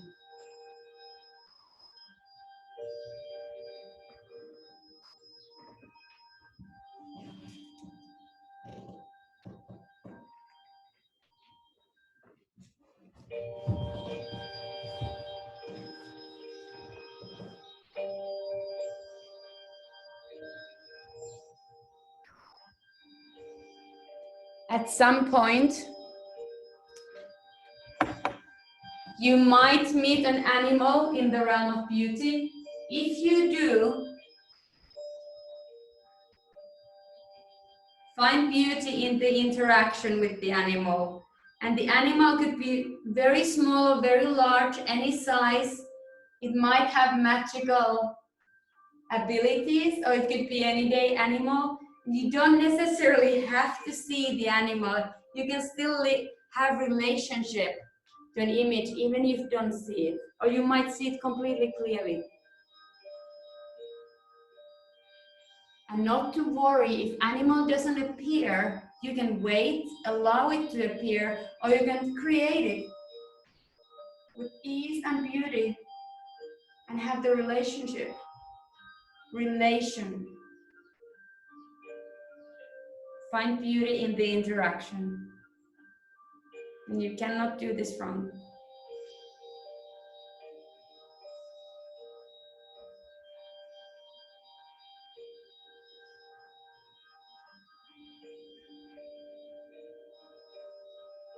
You can always create more beauty, spread it in all 6 directions. Any images or just simple, make things more beautiful with one flick of a finger. Make your ceiling more beautiful, or your floor.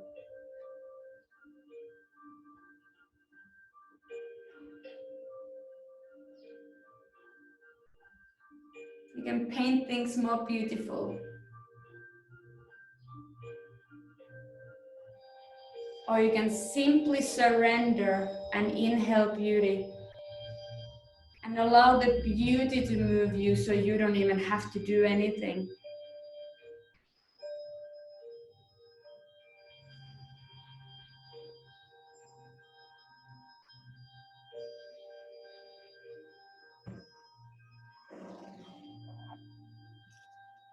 We're going to have a first task. You don't have to follow this, but if you may, try it out.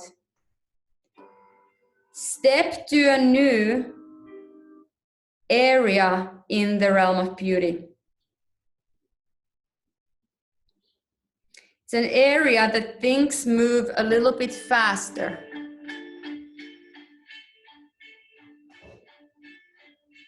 And the first task is you will survive this task. It's extremely beautiful area, but there's a great amount of danger. Let's say you might have to walk a tightrope from very tall building to another tall building, or from one mountaintop to another. You're gonna swim an ocean full of sharks. Whatever you want, but there's a physical task. Perhaps it's the tightrope between something very, very tall, high up.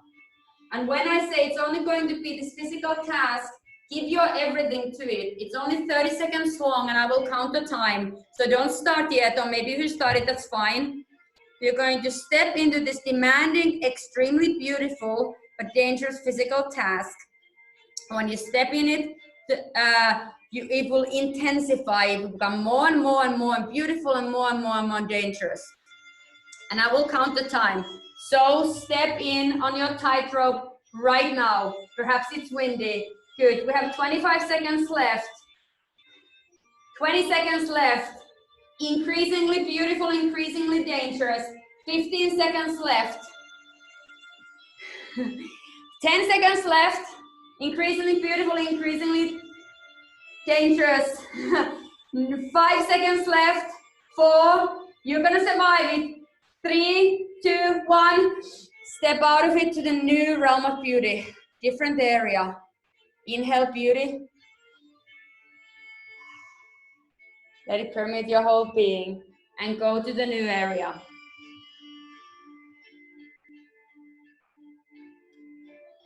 And just because we are not in the same room, I'm going to have you an opportunity to visit another area where you get to decide what kind of danger you will fight. Have a sense of ease and beauty in your experience. We're going to only be there for 15 seconds and I will count to you. So you're going to turn 3 times around yourself, 3 times left around yourself. And when you are ready, step to the new area, hop in, and for 15 seconds, you are going to battle dangerous beauty, and then it will become more beautiful. And go. 14,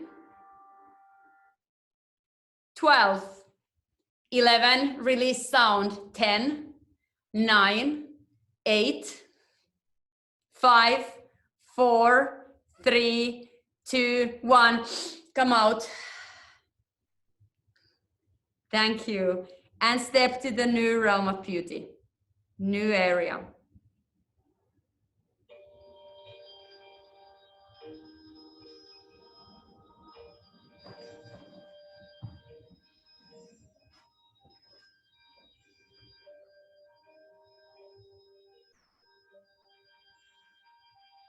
Inhale beauty, let it permeate your whole being. Exhale beauty, there's more around you. Step into a place of beauty that you imagine is somewhere in the world right now, where everyone would be safe. Step into a place anywhere in the world that's beautiful and everyone would be safe to enter. And step into that space and walk through it. Gather from the right. Inhale beauty in the center of your chest. Gather, bring beauty, collect beauty from the left. Bring it to the center of your chest. Gather beauty from up. Inhale, gather in the center of your chest. Gather beauty from space below you. Bring it to the center of your chest. Gather beauty from the back space. Bring it to the center of your being. Gather beauty from the front. Bring it to the center of your being. And expand beauty everywhere. Oh.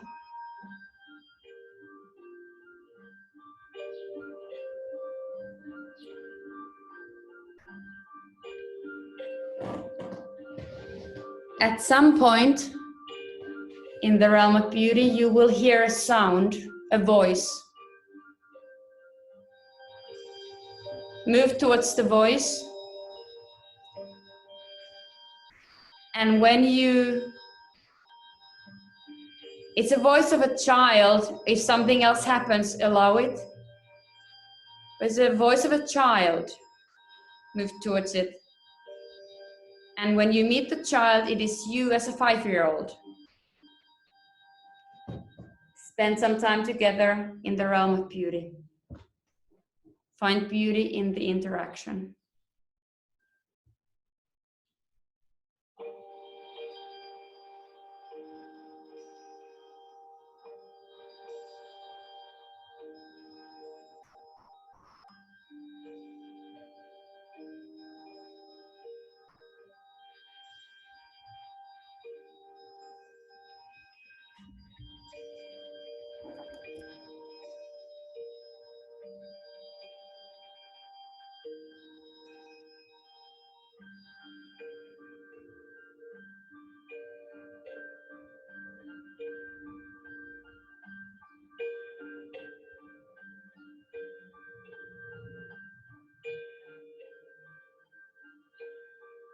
And in this realm of beauty with you as a 5-year-old, look to find beauty in their interaction, find the beauty in the 5-year-old. Perhaps allow the 5-year-old find beauty in you. You're welcome to be still and just enjoy the beauty together. And you can say something to each other if you want, or you can give a beautiful gift from your heart, or you can receive a gift. Or you can do whatever you two want to do.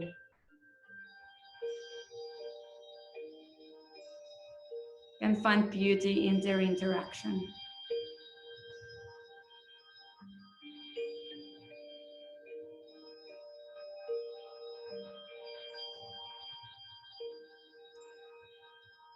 It is possible that the 5-year-old will take you to his or her or theirs favorite place in the realm of beauty. Or maybe you already are there. You can always together inhale beauty and let it permeate your whole beings.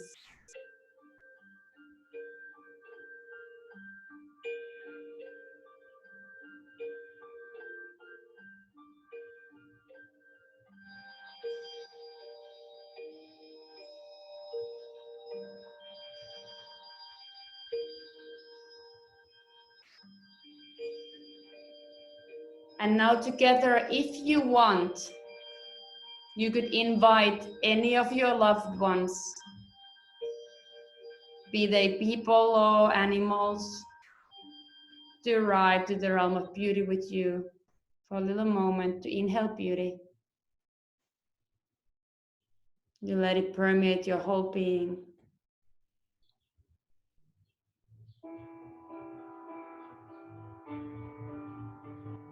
An image of a loved one, an energy field of a loved one, an atmosphere.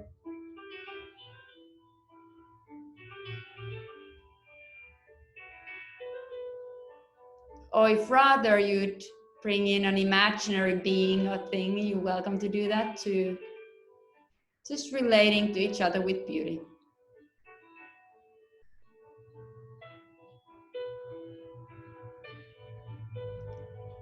Or if it better suits you, you can also just continue inhaling beauty, finding beauty in the actual space and room. Just know you cannot do it wrong. Not to force anything, allowing.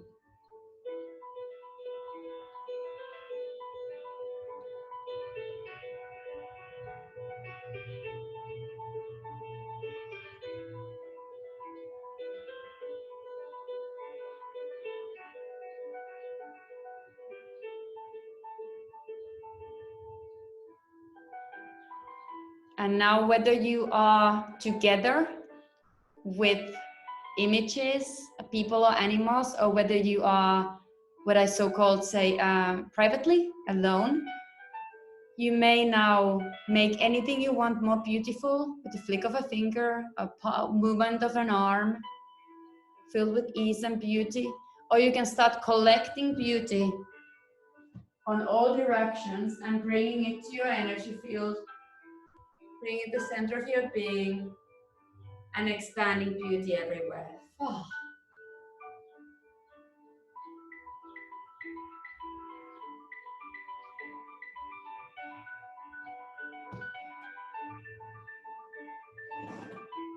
We have 2 more minutes left. You're welcome to say bye-bye to anybody you want to say bye-bye to, or you may have them, allow them to be with you, however you decide to do.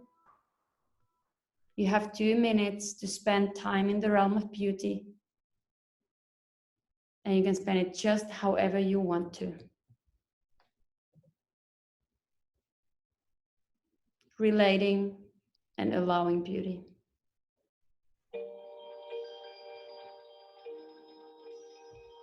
Feeling of ease, feeling of form, feeling of beauty, and feeling sense of entirety.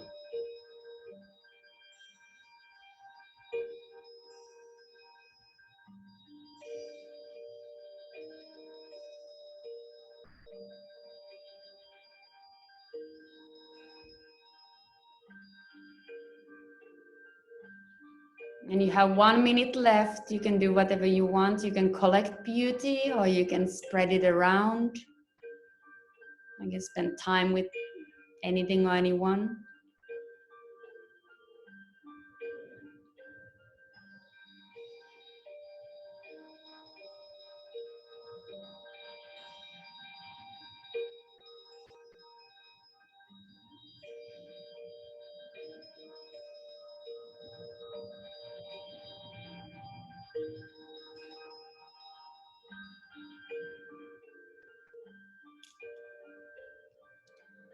And then slowly but surely, you will travel your way, and you will step out from the realm of beauty. You can take anything you want with you, so you can collect, gather anything you want, the center of your being. And then you will step out, return to your living room or wherever you're working at.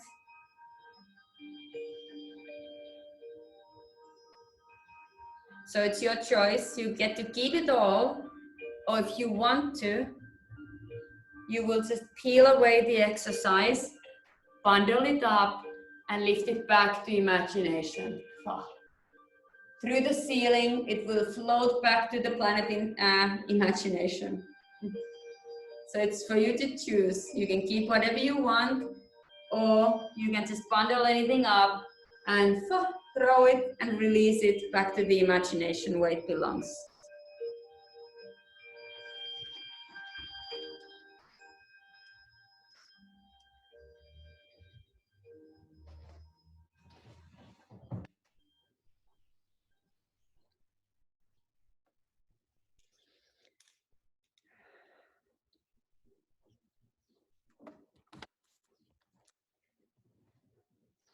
And welcome back. Now, let's first I'd like to just check in a little bit with everybody.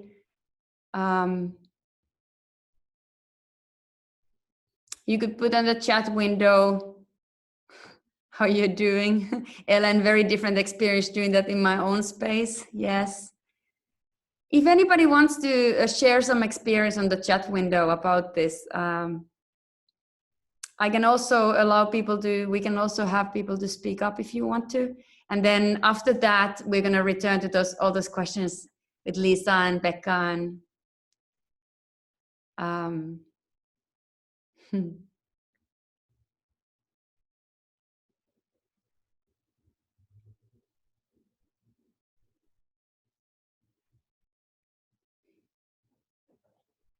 okay, thank you everybody.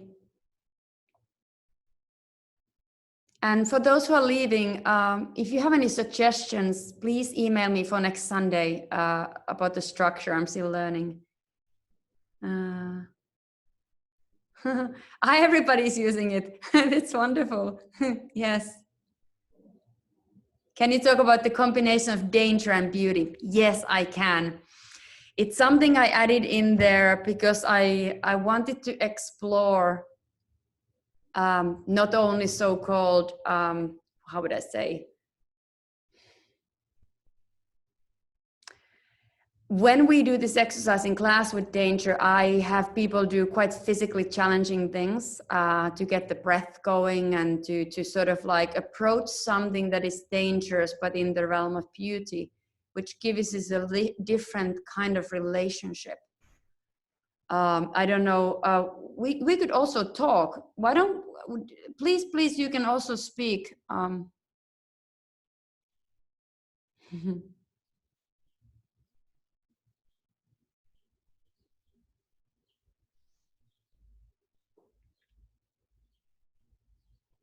Lisa, do you want to say your thoughts on the combination of danger and beauty? Because I could talk about it, but I thought maybe, yeah.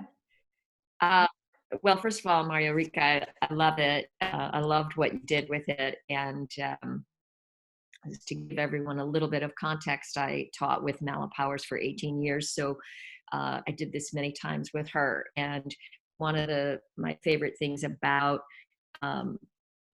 Michael Chekhov's work is his inspiration to the creative individuality and his offer to us as teachers to really make it our own. So it's one of the reasons I continue to be a student when I can be, like being a student here today.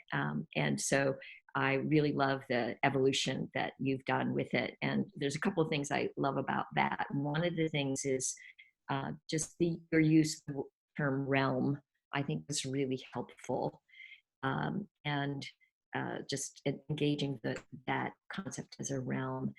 And my experience with danger was excellent because I just think it's a really exciting concept to bring in and very practical and very useful. Yeah, we need art, right? Theater has to be danger in it. What's the point? That's yeah. I was a professional stunt woman years ago, so I have a big close relationship with danger and the beauty of danger, and I think a lot of people don't actually recognize that there are many beautiful environments that are very dangerous. And in our acting world, especially as we tell stories that take place in these beautiful settings like these enchanted forests and different realms on green screens and sometimes in the real realms, there's this concept of the impending doom and the danger and all of that amidst stunning beauty. So I think it's great. I just loved it. So yeah, yay. So wonderful to have Lisa here. Lisa is it's the National Michael Chekhov Association, right? That's your baby. Or you and Mala together and Will, right? Yeah. Yes, that's right. Yes. I took your class, I don't remember, it's 100 years ago. but I did some training. So Yeah. everybody should check I her think it out. was Yeah. about 10 or 11 years ago, something like that. Yeah. My goodness. And I studied with you at Misha a couple of years ago. So What I love about the Chekhov realm or connection of people, that everybody's so open from learning each other and exploring the work, and there's so much that everybody gets to develop. So let me see quickly what people have written. Oh, wonderful collective realm of beauty. Yes, yes. One of my professors in there said, "You're either dangerous or dead on stage." True. And Barbara is a wonderful acting teacher from Portland, Oregon. So it's so fantastic to have you here. Oh my goodness. Okay. Okay. Oh, Finnish people are going. It's like really late there. It's like 10 o'clock at night in Finland. Yeah. See you tomorrow.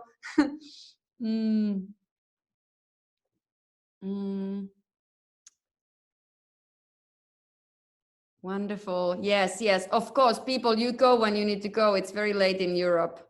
But whoever stays here will stay and chat a little bit. And is everybody okay? We're recording this chat, because I'm just thinking like things like when all the other Chekhov teachers are saying something, it'd be wonderful probably to yeah. Wonderful. Anybody else want to say something? Please speak up. Speak up. You can unmute yourself. Otherwise, I'll just be reading the chat window. And then who wants to see that?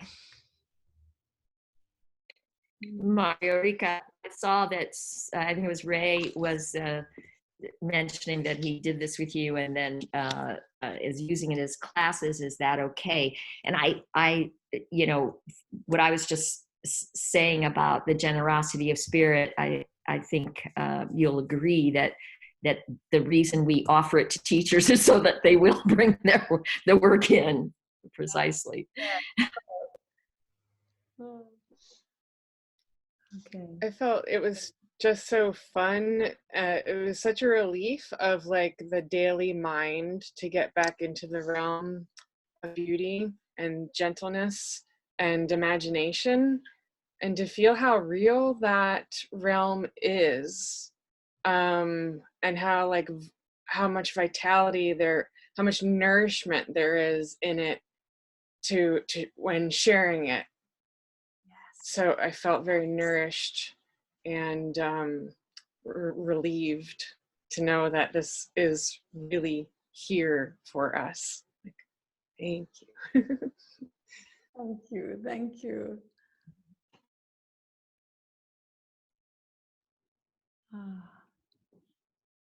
Wonderful. Thank you for everybody who's leaving. Leah, it's so good to see you. For such a long time. Emma is writing, I often feel very sad when I accept and breathe in the beauty. I wonder if it's an emotional lock or just gratefulness or something else. So what I hear you say, and let me know, Emma, if I understand you, if I hear you correctly, when you inhale beauty, that you have a strong sensation show up with it. Is that what you mean? Yes. Yeah. So if I don't put a title on it, sad or this or that, if it's a strong sensation, so something is awakened and alive in you. Do you find it being a helpful thing, or is there something that concerns you about it? No, it's more of a, how do you say, constellation, I guess. Yeah, yeah. I would say I have the same similar experience. Yeah, go ahead. No, I was saying that it manifests itself often sad rather than like joyful. I don't know, maybe it's, yeah, that's just, but no, it doesn't concern me. Yeah, yeah. It's a gift from me to myself. Yes, wonderful. Yeah, and keeping it open, it could develop and be whatever every time it's a new experience. But there is what I hear is there's some sort of opening happen, right? Yeah. Yeah, for sure. Rediscovering something. Wonderful, wonderful. Yes, beauty often activates tears. Yes, and tears can come out of so many different experiences, out of, happiness or joy or sadness or beauty. This beauty it's like an umbrella. I love to think always like, oh, if I could always just remember to have the umbrella of beauty above everything, wouldn't that be nice in any production? I want to hear some stunt woman stories from Lisa after class. Yes, me too. Me too. Whenever yes, please, that would be fantastic. What a joy to take. Okay, must go. Okay, wonderful. Is that Scott? Scott, is that Scott?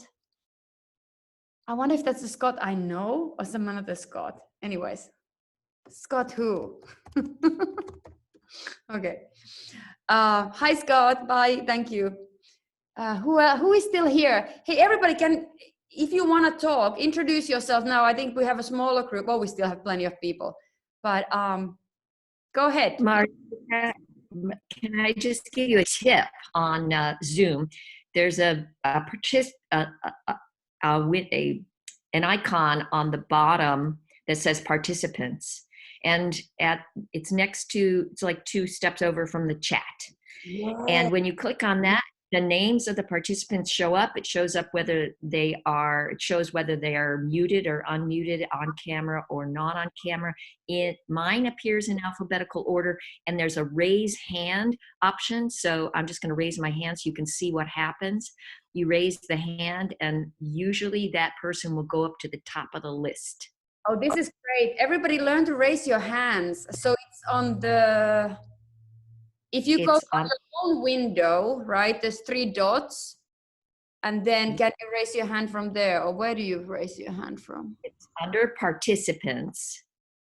But if you want to raise your own hand. Oh, everybody learned it. Everybody's raising their hands. I love it. Good. And then you can click either on the hand itself by yourself, or you click the other one to unraise it. Oh, great. Fantastic. And then I just have to remember to look at the hands that are raised. Okay, well, fantastic. Okay, good. Anybody else wants to? Okay, you're just practicing raising your hands. Not everybody wants to talk, I guess. Love it. Okay. It's Ellen. Hi, Ellen. Hey, is there anybody from Misha? Is there anyone else here from Misha last year? Who went? That's what I'm wondering. I'm so bad at names. Anybody else from Misha who went to the Misha conference last year? Raise your hand, or don't raise your hand. Say something. Dominique, she was there some years ago. Yeah, I was there like 2 years ago and 3 years ago. Yeah. Oh. Hi. I'm so happy to see some of the faces I know from Misha. It just feels like home to be there. Mm-hmm.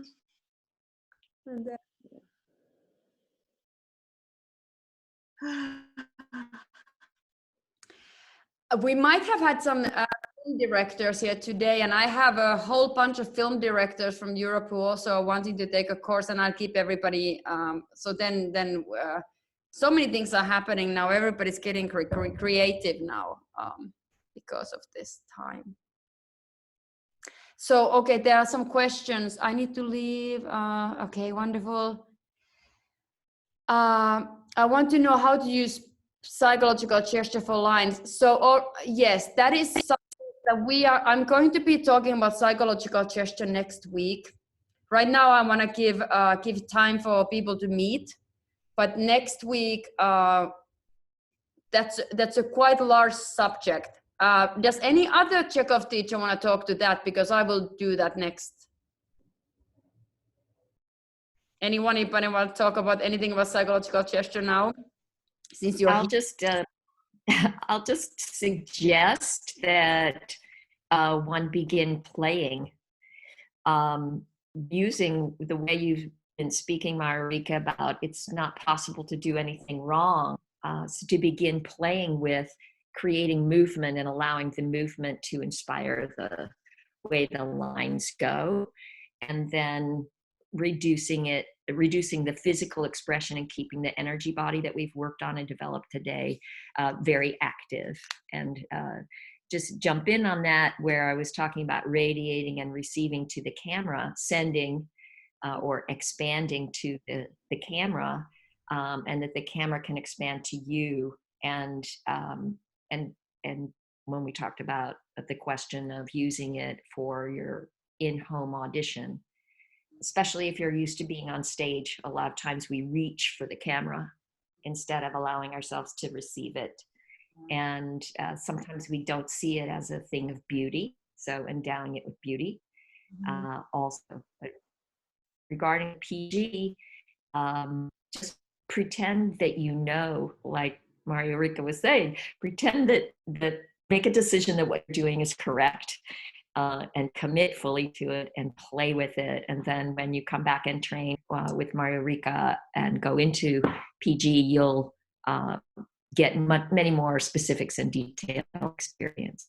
Exactly. And one thing I would say that might be helpful, because I haven't worked with, I don't know if I'm going to say this right, Pupendra? Is that how I say your name?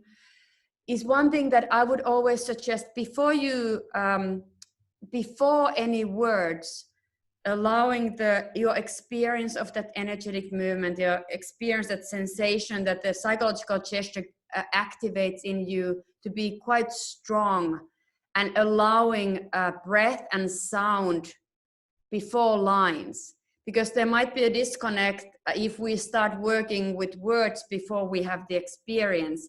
So I would, that's why we start to work with the energy body before we start work with the text.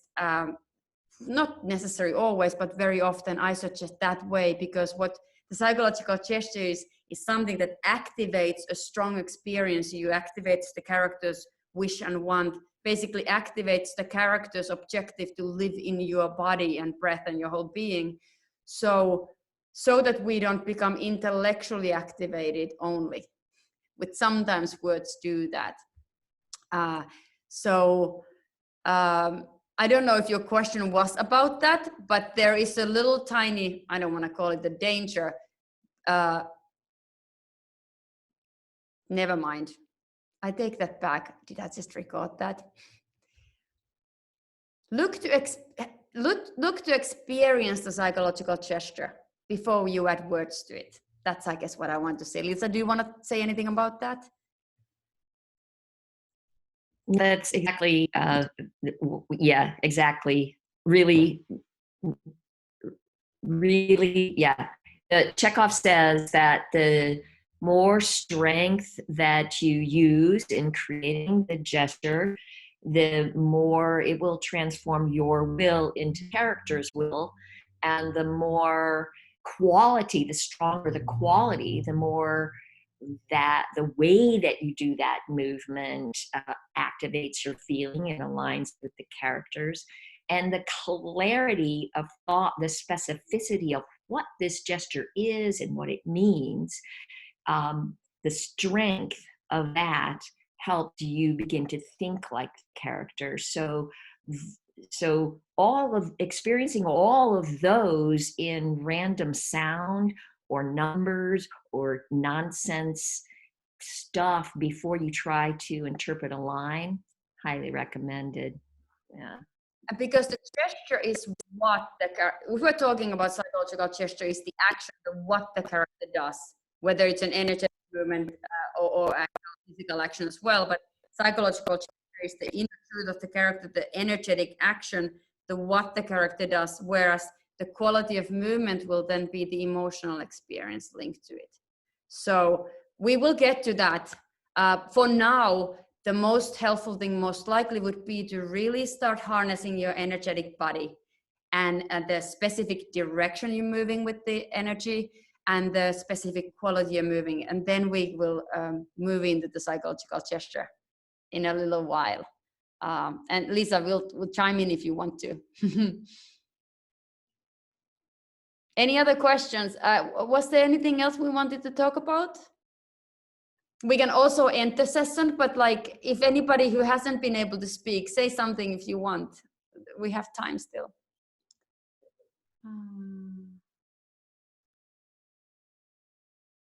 I'm reading the chats. Oh, thank you. Thank you. That's wonderful. Thanks so much, Erica. Ask about something, yeah. Yes, yes. It's all right. Yeah, I'm still upside down. I managed to graduate from no picture to upside down, but it's an improvement. So somebody was asking before, I think it was in the chat, somebody was asking about how to use these energy exercises in acting. And I don't think last time we had your course, about 5 years ago, we didn't talk too much about it. We talked a little bit about it, I think, but not too much. But it would be really nice to have that conversation at some point during this course. Absolutely. Are you taking Mondays and Tuesdays as well? Yeah. Okay, got it. So yes. We're going to get into scenes and monologues and everything. And because you did, we did the Perus seminary, right? That's what we, yeah? Yeah, yes, and I've been using Chekhov a lot for like in preparation for going on stage, but not so much on stage. Got it. But I often use it to get myself energized or in a particular mood before I go on stage. But yeah, it would be interesting to talk more about how to use it in a scene.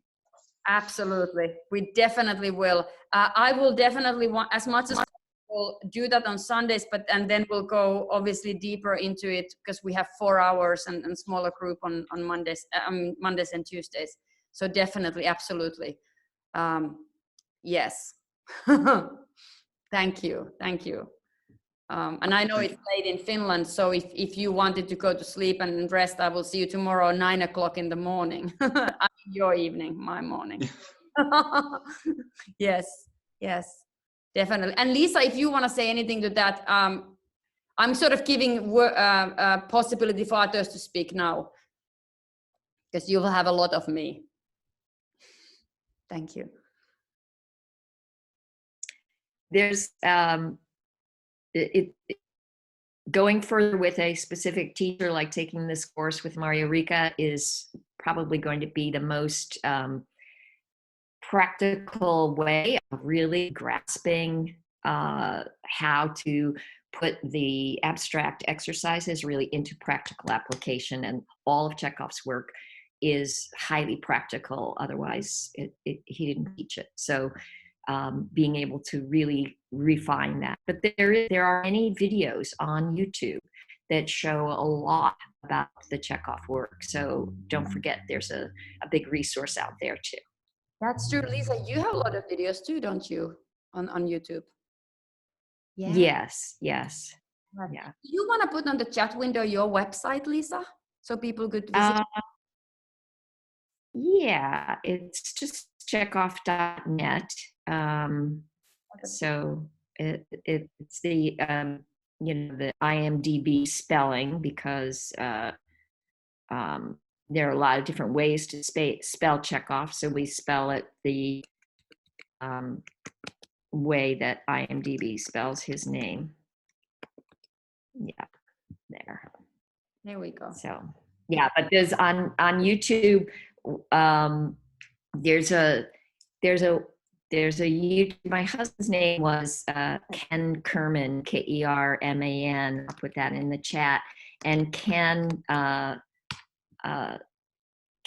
was an actor also, and there is his acting demo tape where I put in the tools that he's using.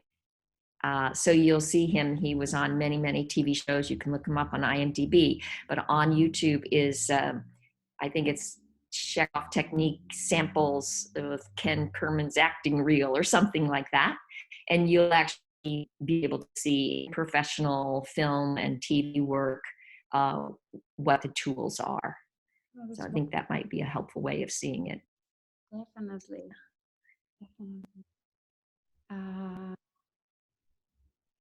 Fantastic, great. Is there any relation between Stella Adler's doable action and psychological gesture? Well, everything, everyone was studying at the same time, and Adler was studying with Stanislavski, and then Misha was a student of Stanislavski. So I would say pretty much everything relates to everything, for sure. Yeah. I would like to add something there that not very many people know, which is that Stella, of course, was told by Stanislavski to find Michael Chekhov and study him. And she did find him on the very same day that Beatrice Straight found him. And Deirdre Hurst Dupre, who was one of my teachers, who's written, wrote down all the words Chekhov said and got them published, told me that she was standing next to Stella and Michael Chekhov and with Beatrice, and they were both sort of tugging to get him to study, to train them, and Beatrice won. But Stella, if you ever get a chance to listen to the audio tapes of Michael Chekhov called On Theater and the Art of Acting, it's him actually speaking.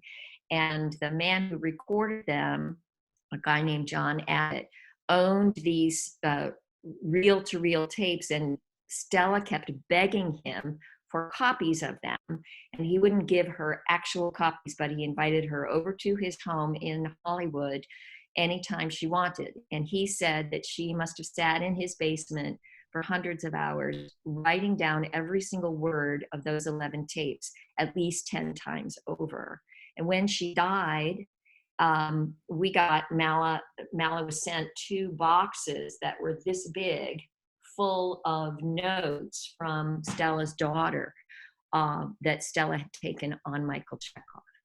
So we could say also, when we look at the thinking, feeling, willing forces, that Stella was a brilliant, intelligent woman, and she incorporated much of Michael Chekhov's work through the intellect. So you see it permeating her. Once you know all this background, then you can start to see that she actually was bringing the work forward through her intellect. Yeah. Thank you for sharing. I didn't know that. Puentra, you have a hand raised. Is that the question you asked, or was it something else? I can't hear you. I wonder if, for whatever reasons, Puentra, I don't have your voice, even though you are not muted. But maybe write, if you have more questions, you could write it. And I'm sorry if I'm slaughtering your name. Okay.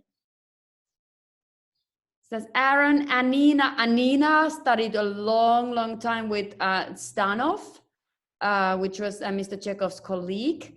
Anina, do you want to chime in with anything? Maybe not. Okay. Anne, Barry, Dominic, Eric, Emil, Emma, Jersey, Jojo, Matt, Ray, Ruby, Sana. I don't know if you're all still here, but anybody want to say anything? We don't have to hang out half more hour, but anybody want to say anything right now? Speak. Do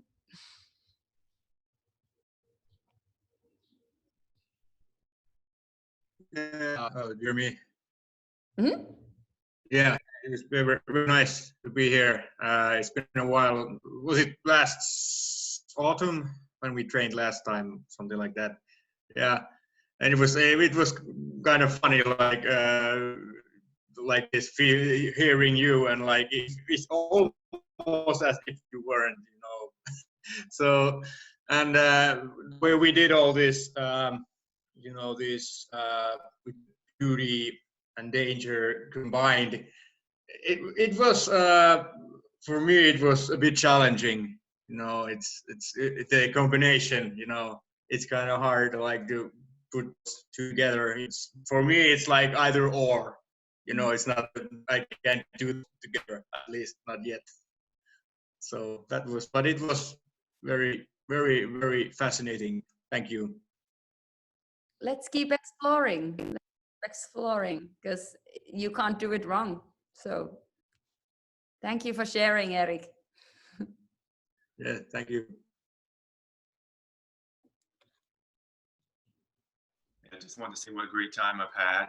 It's been many, many years since I've taken a class in Chekhov. I studied, I think I wrote you, Leonard Petit in New York it's a long time ago. So just to do this in my room just took me back to New York. I'm in Los Angeles now. But it just took me right back, and I'll be sure to check out the other Sunday classes. And I think you're a lovely teacher, so thank you so much.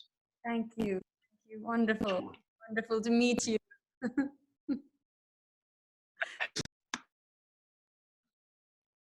Oh, I lost the sound. Oh, I can't hear you anymore. Wait a second. I'm going to unmute you. Now I can hear you again. Barry? Yeah, it's me. 30 seconds of whatever you were saying. Yeah, I finished, I think. Yeah, I just said what a lovely teacher you are, and it's so great to see all these beautiful faces from all over the world. And well, hey, maybe sometime we'll meet. It's been great. Definitely. When all this is done, we'll all meet somehow. We'll just meet. I hope so. Yeah, yeah. That's my wish too. Aaron, want to say anything? Yeah?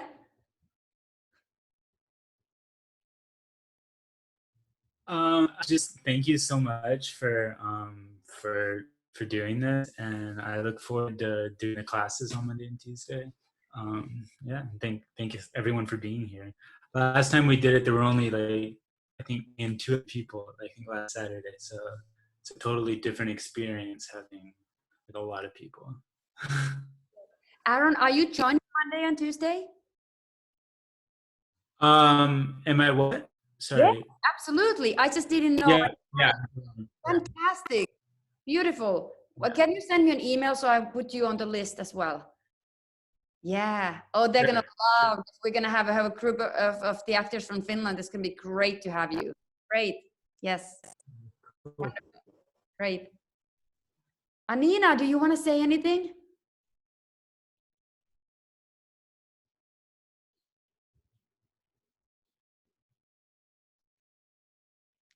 Okay, no. Anne, do you want to say anything? And Aaron, thank you, by the way. Hello, sorry, still figuring this out. So yeah, really nice to meet you. It's my first time doing class with you, and actually kind of officially my first Chekhov class as well. I've worked with teachers who have been influenced by Chekhov, but I've never really done like a Chekhov class. And this was just such a pleasure. I mean, this was incredible. I felt so zoned and spaced out and isolated in my flat in Brussels. And then to just have all of you there all of a sudden, and Marjo-Riikka, your amazing teaching and voice and expertise. And yeah, I'm just sort of like staring at the screen in awe of this situation and trying to like get my head around what just happened. And yeah, looking forward to join you again next Sunday, definitely. Yeah. Thank you. Wonderful to have you on there. Wonderful to have you.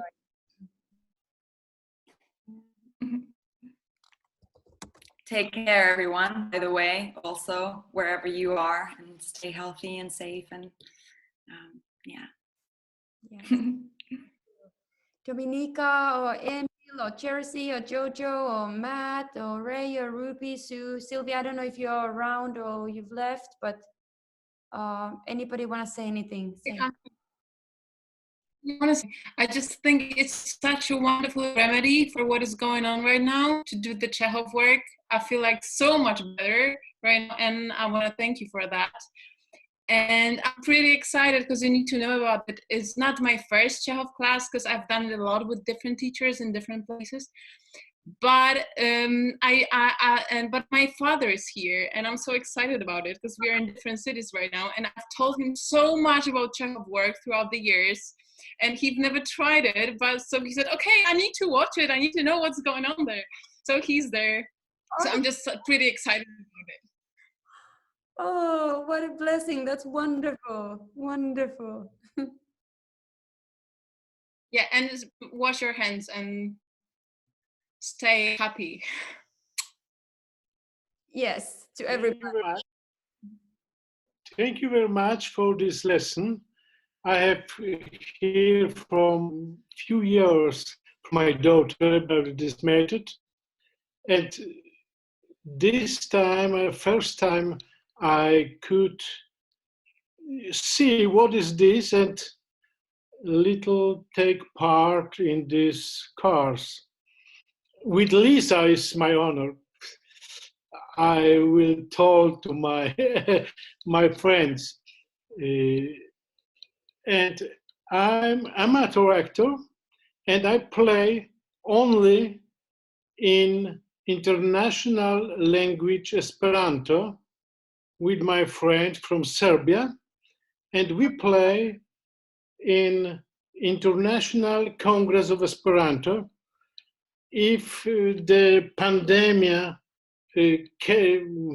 help us, we will came to Canada this summer. Thank you very much for amazing lesson.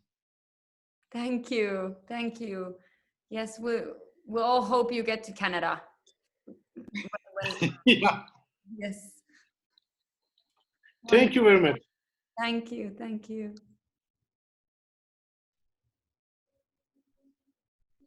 I just wanted to echo my appreciation, Marjo-Riikka, because the way you approach the technique really resonates with me on a very deep level. And the way that you awaken the energy body and match that to our physical form, I just think is magical and instantaneous. So I really appreciate it. Thanks. Thanks for doing this. Thank you. And thank you for doing your work with the Chekhov. You know, that's wonderful. Yeah, I started a small studio in Cleveland, and it's been sustainable. So we've moved our classes to Zoom as well. Fantastic. So I have 2 hours, I think. You want to put your website on the chat window as well for those? Sure. Thank you. But anyone who wants to share anything about yourself, please feel free to. Just because I didn't ask about it, I'm not thinking about everything all the time. But if you have a website you want people to visit, put it there.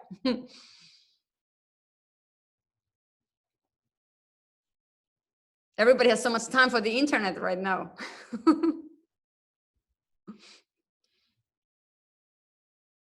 Fantastic. Hi. Hi. I just wanted to say thank you again. I thought that I had never studied Michael Chekhov's work, and I was totally wrong. And my mentor, who I worked with Joe Hart doing ensemble work for years, and he works like, in a cylinder with the imaginary space, and you're doing a task, and then you go to a new space, and where you're like weaving around this. It's with people, but it's the same idea. It brought me back to that work in such an amazing and rooted way, and I loved the staccato legato. When I was at Mason Gross at Rutgers, we started every show with that, and I just didn't know that it was Michael Chekhov. Like, I didn't know. And it's sort of like mind-blowing how many different places his work is sort of integrated.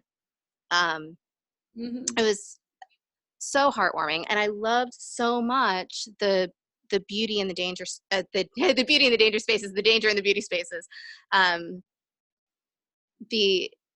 how it got rid of judgment. It's so,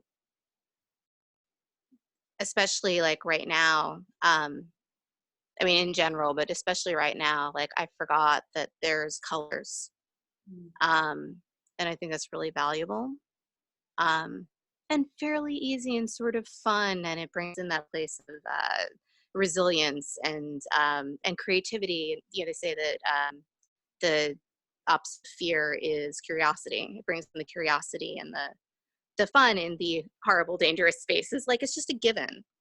It's just a given. It doesn't have to have value. It's just a given as part of the circumstance. And I love that so much. And I like that we went to different places with it.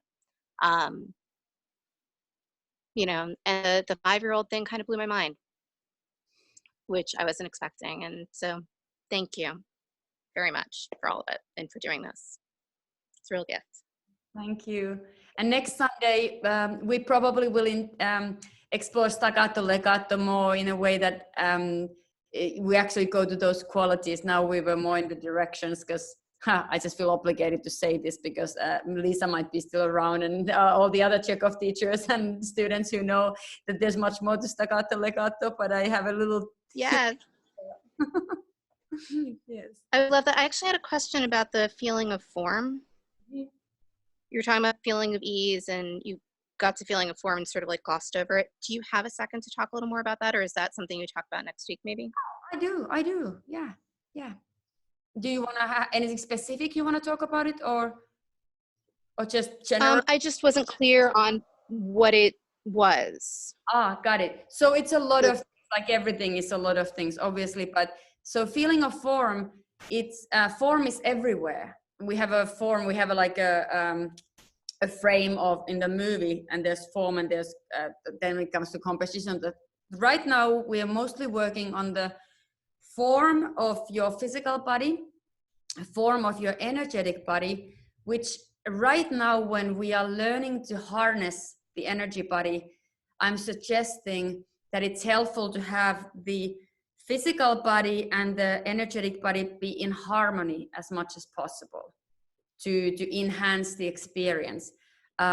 Form means a lot of things. It's a form of an image. If I imagine a sharp, fully formed image in the center of my chest, I have a different sensation than imagining a ball or imagining a stick.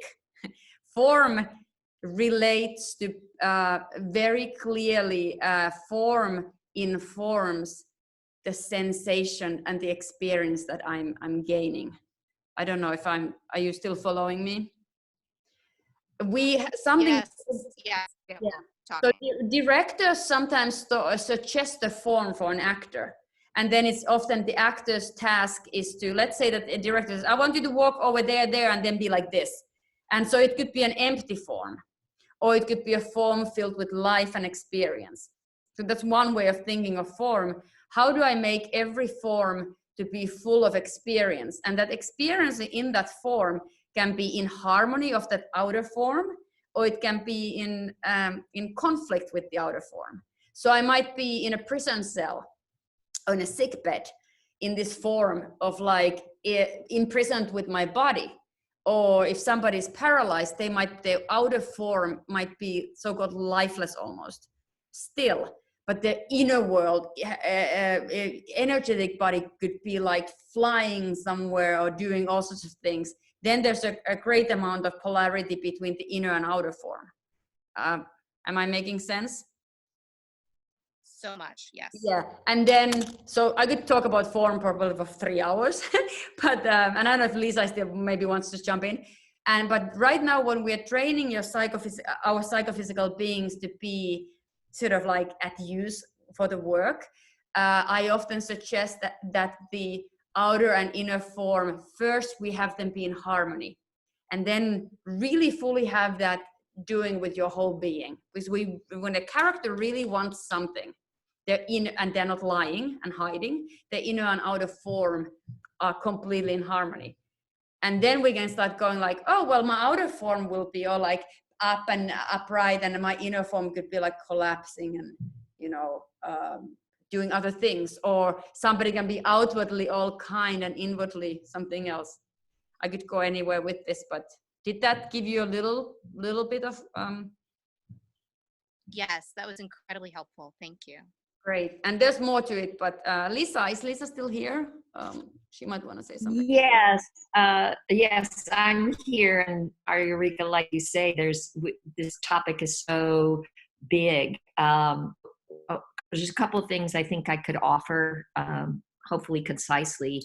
And one is that I think of form as a concept as the way that we understand anything. So if you think of a child coming into the world, the child doesn't understand the concept of form, and they begin exploring forms through sight, touch, taste, and they begin doing things with these forms. And so the human being's very first response to form is surprise or duh. And so they go explore a form, and when they explore the form, they create a response to it, which is, I like this form or I don't like this form. And when they have that positive or negative, sympathetic or antipathetic relationship to the form, they start making a database of what works and what doesn't. So that rattle doesn't, I can't swallow the rattle, but I love to grab my mommy's hair. That's a good form I can hang on to. I can put that in my mouth there. So in form is what I call a communicating factor. We identify a form and we know what we can and cannot or do and do not want to do with the form, which is why it's the root word in English for inform, perform, transform. And it's one of the, very specifically, the four brothers of art. Remember, the four brothers of art. So what Chekhov is saying is that all art, when we're in peak performance, has the form that's ideal for that moment in whatever it is. The full alignment that Marjo-Riikka was just speaking about, the form of the language, the form of the image, the form of the body, the form of the voice, everything is informing the performance. So hope that's helpful. I love that. And the form is the container, and it is that if we don't have form, we would just have vowel sounds. Vowels are the emotional, the experience, that, and then form and consonant is the structure. And we might have a lot of emotion and no form, but we will need in order to actually tell the story in a certain ways, we will also need the structure and the container and the shape and the form to make it make sense. We can understand something emotionally without form, but we need the form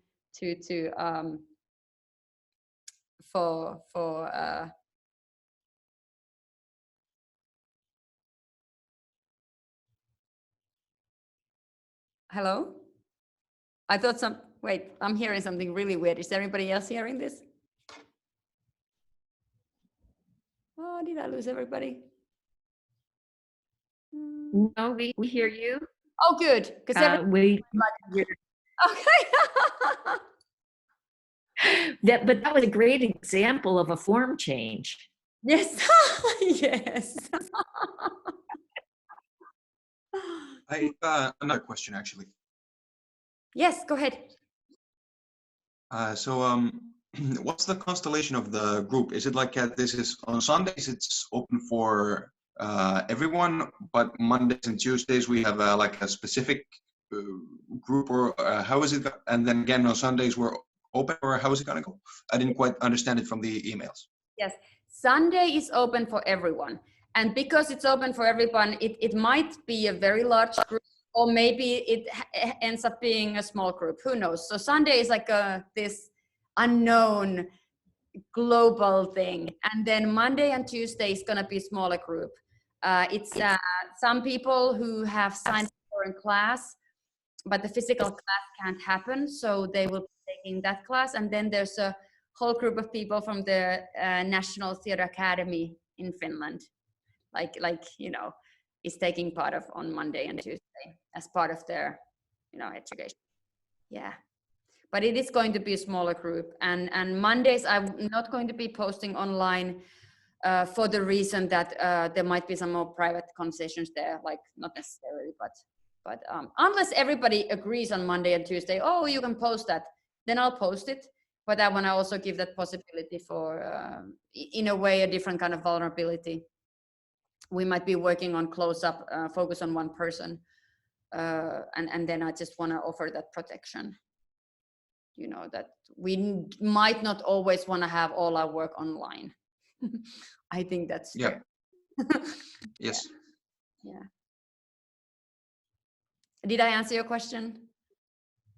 You did. Thank you. And thank you for today. I think I'm gonna continue writing my thesis now. Go, and I will talk. See you tomorrow.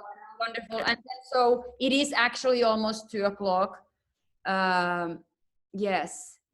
So anybody want to say any last words? I really appreciate you, everybody, being here. Thank you so much. And anybody, we still have a couple more minutes if you want. Anybody want to say anything? I just want to go on record as saying I love what you did with staccato legato. I love all the creativity. So I absolutely am thrilled with all the variations and everything. I'm always in the open and receiving an appreciation of the beauty of what you're bringing. I really think you did a great job today. And I love what you have added staccato, legato, then you do the lyrical tone and chaotic, and I still remember that. I love that.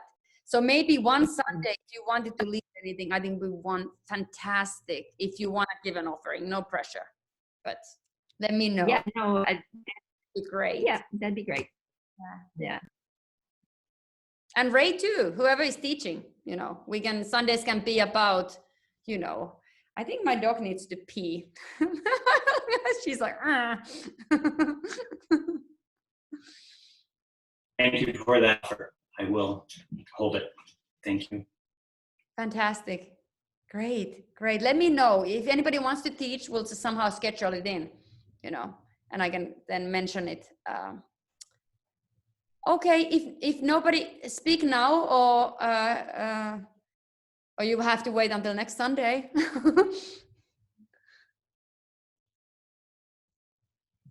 Well, thanks again. I'm gonna go. So have a lovely Sunday, and I'll see you next Sunday.